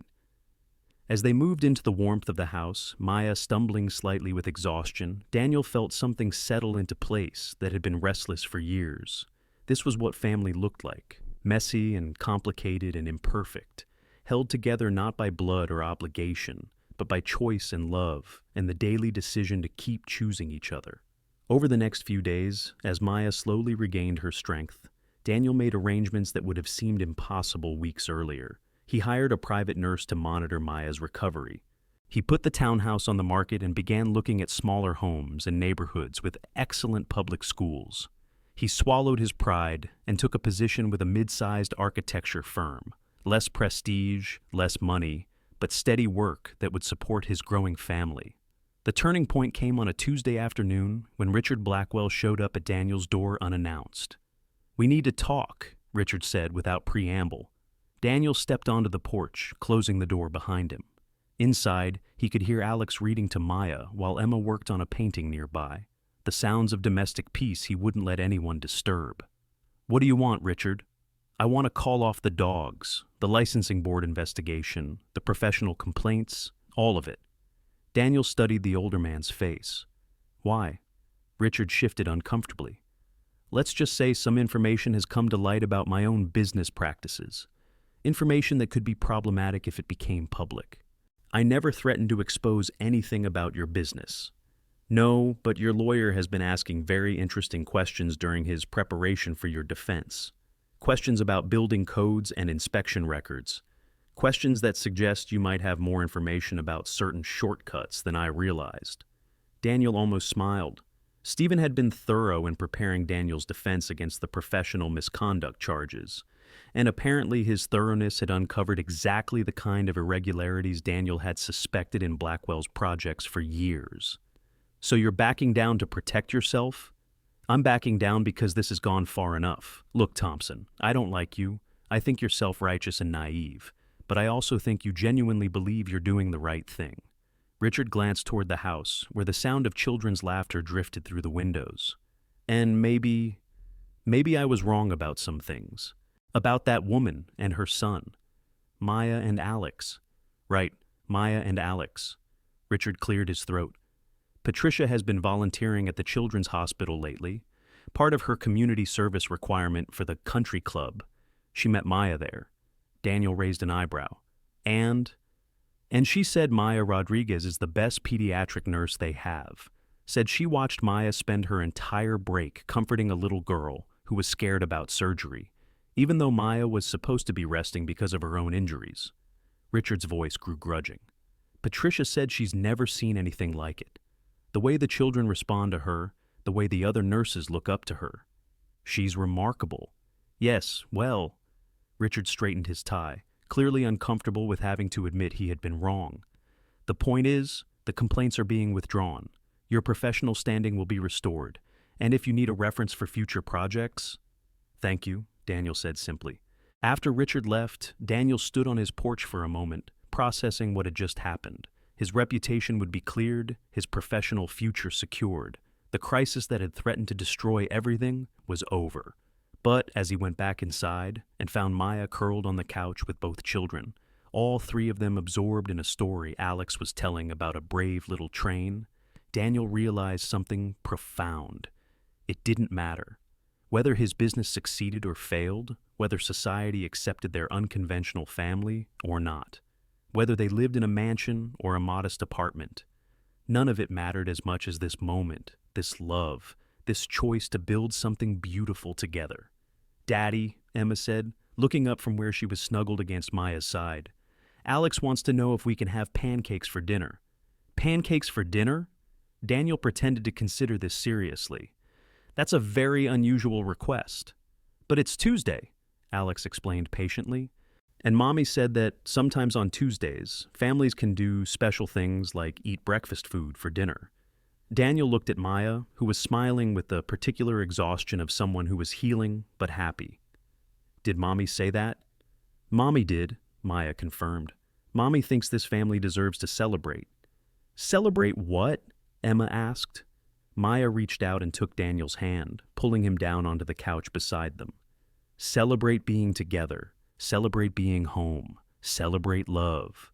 And so they did. Pancakes for dinner, stories told by candlelight, children falling asleep between their parents on the living room floor. It wasn't perfect. Maya was still recovering. Alex still woke up some nights afraid his mother might disappear again. Emma still struggled with the changes in their life. But it was theirs. Chosen, fought for, built from the broken pieces of their separate lives. It was love. Najoif. 6 months later, Daniel stood in the driveway of their new house, a modest colonial in a tree-lined neighborhood where children rode bicycles on sidewalks and neighbors actually knew each other's names. Watching Alex teach Emma the finer points of baseball, while Maya tended to the small garden she had planted along the front walkway. The house was smaller than the Tribeca townhouse, with creaky floors and windows that stuck in humid weather. The kitchen needed updating, the roof would require attention before winter, and the heating system made mysterious sounds at night. It was perfect. "Strike 3, Alex called out as Emma swung and missed. "But that was a really good try, Emma. Your swing is getting much better." I still think art is more fun than sports, Emma replied, but she was grinning as she said it. The friendship between the children had evolved into something that looked remarkably like siblinghood, complete with good-natured competition and fierce loyalty to each other. Different people like different things, Maya said from where she knelt among the tomato plants. That's what makes families interesting. Daniel marveled at how naturally the word families rolled off her tongue now. There had been a time, not so long ago, when Maya had flinched at any suggestion of permanence, any hint that their arrangement might become something lasting and real. "Daddy, can we have a barbecue tonight?" Emma called out. "Mrs. Patterson from next door said she'd teach us how to make s'mores." "Mrs. Patterson is very kind," Daniel replied, "but I think she's probably tired of having you two show up at her door every afternoon." "She likes us," Alex said confidently. "She said we're the best neighbors she's had in 20 years. And she said Maya makes the most beautiful garden she's ever seen." Maya looked up from her plants, soil on her hands, and a streak of dirt across her cheek. "Mrs. Patterson is very generous with her compliments." "Mrs. Patterson is right," Daniel said, moving to help Maya to her feet. "About the garden and the neighbors." 6 months. It had taken 6 months to untangle the legal complications of their unconventional family, to sell the townhouse and buy this smaller home, to merge 4 separate lives into something that functioned as a unit. There had been custody hearings and social worker visits, financial consultations and family therapy sessions. There had been nights when Alex woke up crying for his father, and days when Emma retreated into art projects that betrayed her anxiety about their changing circumstances. But there had also been mornings like this one, when Daniel woke up to the sounds of Maya making coffee, and children arguing good-naturedly about whose turn it was to feed their goldfish. There had been family dinners where Alex patiently explained train engineering to anyone who would listen, and quiet evenings when Emma read stories to Maya while Daniel did the dishes. "Daniel?" Maya's voice brought him back to the present. "You're doing that thing where you stare into space and smile mysteriously." "I'm not mysterious. I'm contemplative." "You're sappy," Emma declared. "But we like you anyway." Alex nodded seriously. "Being sappy is good for daddies. It means they love their families." The casual way Alex referred to Daniel as daddy still caught Daniel off guard sometimes. The adoption paperwork had been finalized just 2 weeks ago, making it legal, but the emotional reality had been in place much longer. Miguel would always be Alex's first father, the one who taught him to read and made pancakes shaped like animals. But Daniel was his daddy now, the one who checked for monsters under the bed and helped with homework and attended school plays. "Speaking of families," Maya said, dusting soil from her hands, "we have some news." Emma's eyes widened. "Good news or concerning news?" "Good news," Daniel assured her quickly. "Very good news." Maya reached into her pocket and pulled out a small blue jewelry box. "Daniel asked me to marry him." The children stared at the box for a moment, processing this information. "About time," Emma said finally. "Alex and I were wondering when you grown-ups were going to figure out what everyone else already knew." "Which is what?" Maya asked, laughing. "That we're supposed to be together," Alex said matter-of-factly. "Forever and ever. Forever and ever," Maya repeated softly, looking at Daniel with eyes that held the particular amazement of someone who had stopped believing in happy endings and then found herself living one. The engagement ring was simple, a single diamond on a platinum band, elegant but not ostentatious. Daniel had chosen it carefully, knowing that Maya would be uncomfortable with anything too flashy or expensive. She was still adjusting to the idea that her life could include beautiful things without apology or explanation.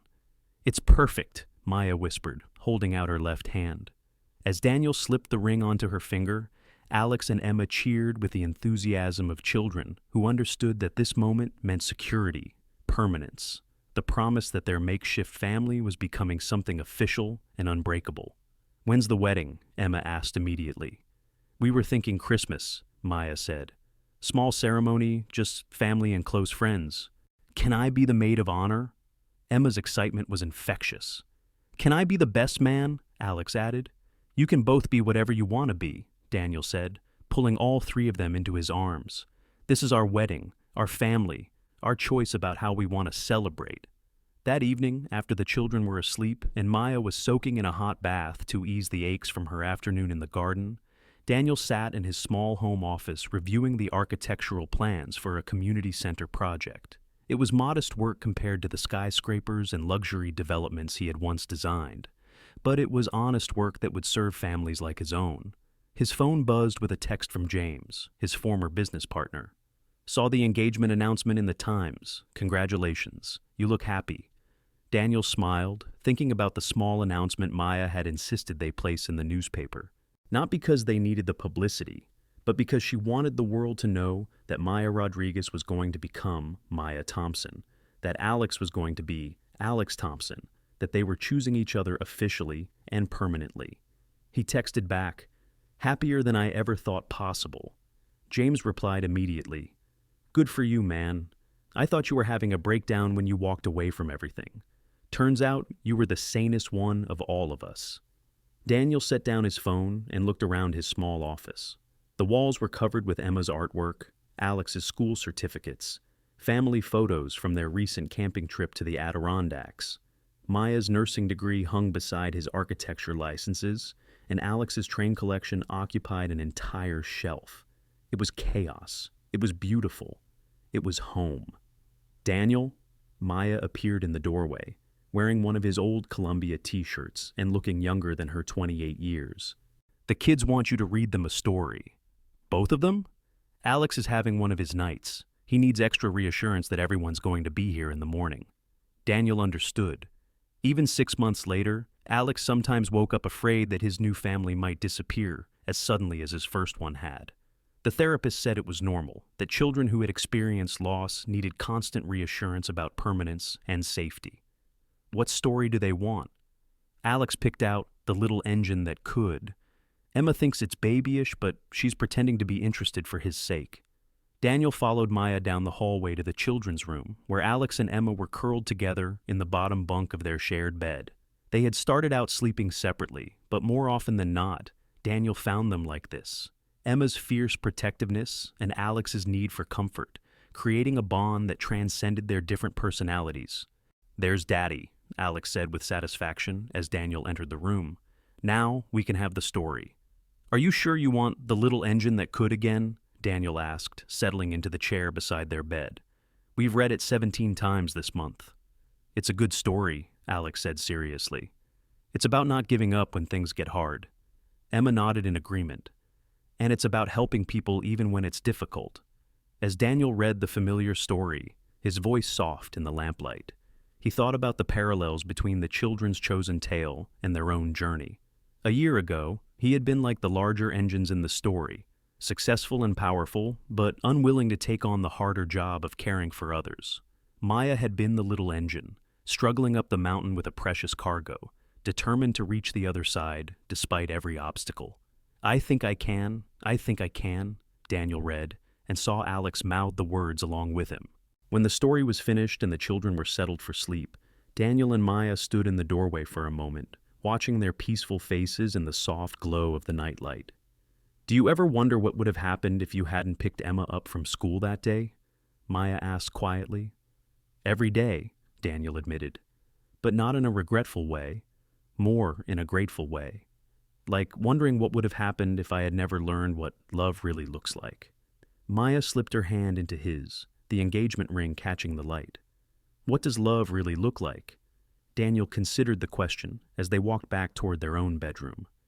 "It looks like choosing someone every day, even when it's difficult. It looks like Alex teaching Emma to be patient, and Emma teaching Alex to be brave. It looks like you working double shifts to buy art supplies for a little girl who isn't technically your daughter. It looks like a man walking away from $27 million because his 6-year-old needs him," Maya added softly. "It looks like a woman trusting a stranger with the most precious thing in her world." They reached their bedroom, and Maya turned to face him. "Daniel?" "Yes? Do you think Sarah would approve of us, of this family we've built?" The question caught Daniel off guard, though he realized he had been wondering the same thing for months. "I think Sarah would love you," he said finally. "I think she would love how you make Emma laugh and how you've helped me remember what it means to be present instead of just going through the motions.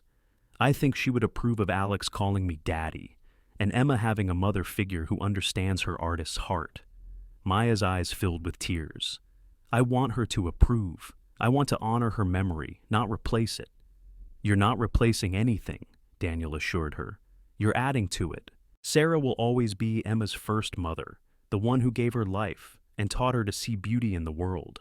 But you're her mother now, the one who teaches her that families can be built from choice and love, not just biology. That night, as Daniel lay in bed listening to the sounds of his sleeping family, Maya's gentle breathing beside him, the soft murmur of Alex talking in his sleep down the hall, the occasional creak of the old house settling around them, he thought about the journey that had brought them here. A year ago, he had been a successful architect with a beautiful house and an impressive portfolio. He had also been a man slowly dying inside, going through the motions of living without actually engaging with life. Emma had been a polite, well-behaved child who drew sad pictures and asked careful questions about why her daddy was always so tired. Now, he was a modestly successful architect with a modest house and a growing reputation for community-focused design. He was also a man who woke up every morning grateful for the chaos and noise and beautiful complications of a family that chose each other daily. Emma was a vibrant, confident child who drew pictures full of color and laughter and asked direct questions about everything from train engineering to wedding planning. Maya stirred beside him, reaching out in her sleep to touch his arm, a gesture of unconscious connection that still amazed him with its simple intimacy. "I love you," he whispered into the darkness. "I love you too," she whispered back, not quite awake, but present enough to respond to the words that had become their evening ritual. 3 months later, on a crisp December morning, with snow beginning to fall outside the windows of their small neighborhood church, Daniel stood at the altar, watching Maya walk down the aisle. She wore a simple white dress that Emma had helped her choose, and she carried a bouquet of winter roses that Alex had insisted on helping to arrange. Emma walked behind her in a deep red dress, carrying a small basket of flower petals, with the seriousness of someone entrusted with an important mission. Alex stood beside Daniel in a miniature suit, holding the rings in a small velvet box, and whispering reminders to himself about when to step forward. The congregation was small: Mrs. Henderson, Mrs. Patterson from next door, Maya's colleagues from the hospital, a few of Daniel's newer professional associates, and Dr. Chen, who had become something of a family friend during Maya's recovery. But as Maya reached the altar and took Daniel's hands, as they looked into each other's eyes and spoke vows they had written together about choosing love over fear and building beauty from broken pieces, Daniel felt the presence of everyone who should have been there too. Sarah giving her blessing to the woman who would love her daughter with such fierce tenderness. Miguel approving of the man who would teach his son that strength could be gentle and love could be safe. "I promise," Maya said, her voice clear and strong, "to love your daughter as my own, to honor the family you've built and the family we're building together. I promise to choose courage over caution, hope over fear, and love over everything else, every single day for the rest of our lives." "I promise," Daniel replied, "to protect and cherish the gift of your trust, to be worthy of the love you and Alex have brought into our lives. I promise to be present, to choose family over success, love over security, and us over everything else, every single day for the rest of our lives." When the minister pronounced them husband and wife, when Daniel kissed Maya while Alex and Emma cheered, when the small congregation erupted in applause, Daniel felt something complete itself that had been broken for years. They were a family. Not the family any of them had originally planned, not the family that conventional wisdom would have predicted, but the family they had chosen to build from loss and hope and the daily miracle of love that grows stronger when it's given away. At the reception, held in their own backyard under strung lights and winter stars, Alex gave a toast that brought tears to every adult eye. "Thank you for giving me the best present ever. A daddy who loves trains, and a sister who teaches me about art, and a mommy who's not scared anymore." Emma followed with her own toast. "Thank you for showing me that families can grow in the most wonderful ways, and that love isn't something you run out of. It's something that gets bigger when you share it." As the evening wound down and guests began to leave, as Emma and Alex finally succumbed to exhaustion and were carried to bed still wearing their wedding finery, Daniel and Maya stood in their kitchen, washing dishes and marveling at the beautiful chaos their life had become. "No regrets?" Maya asked, hanging up the last wine glass. "Only one," Daniel said, and saw alarm flicker across her face.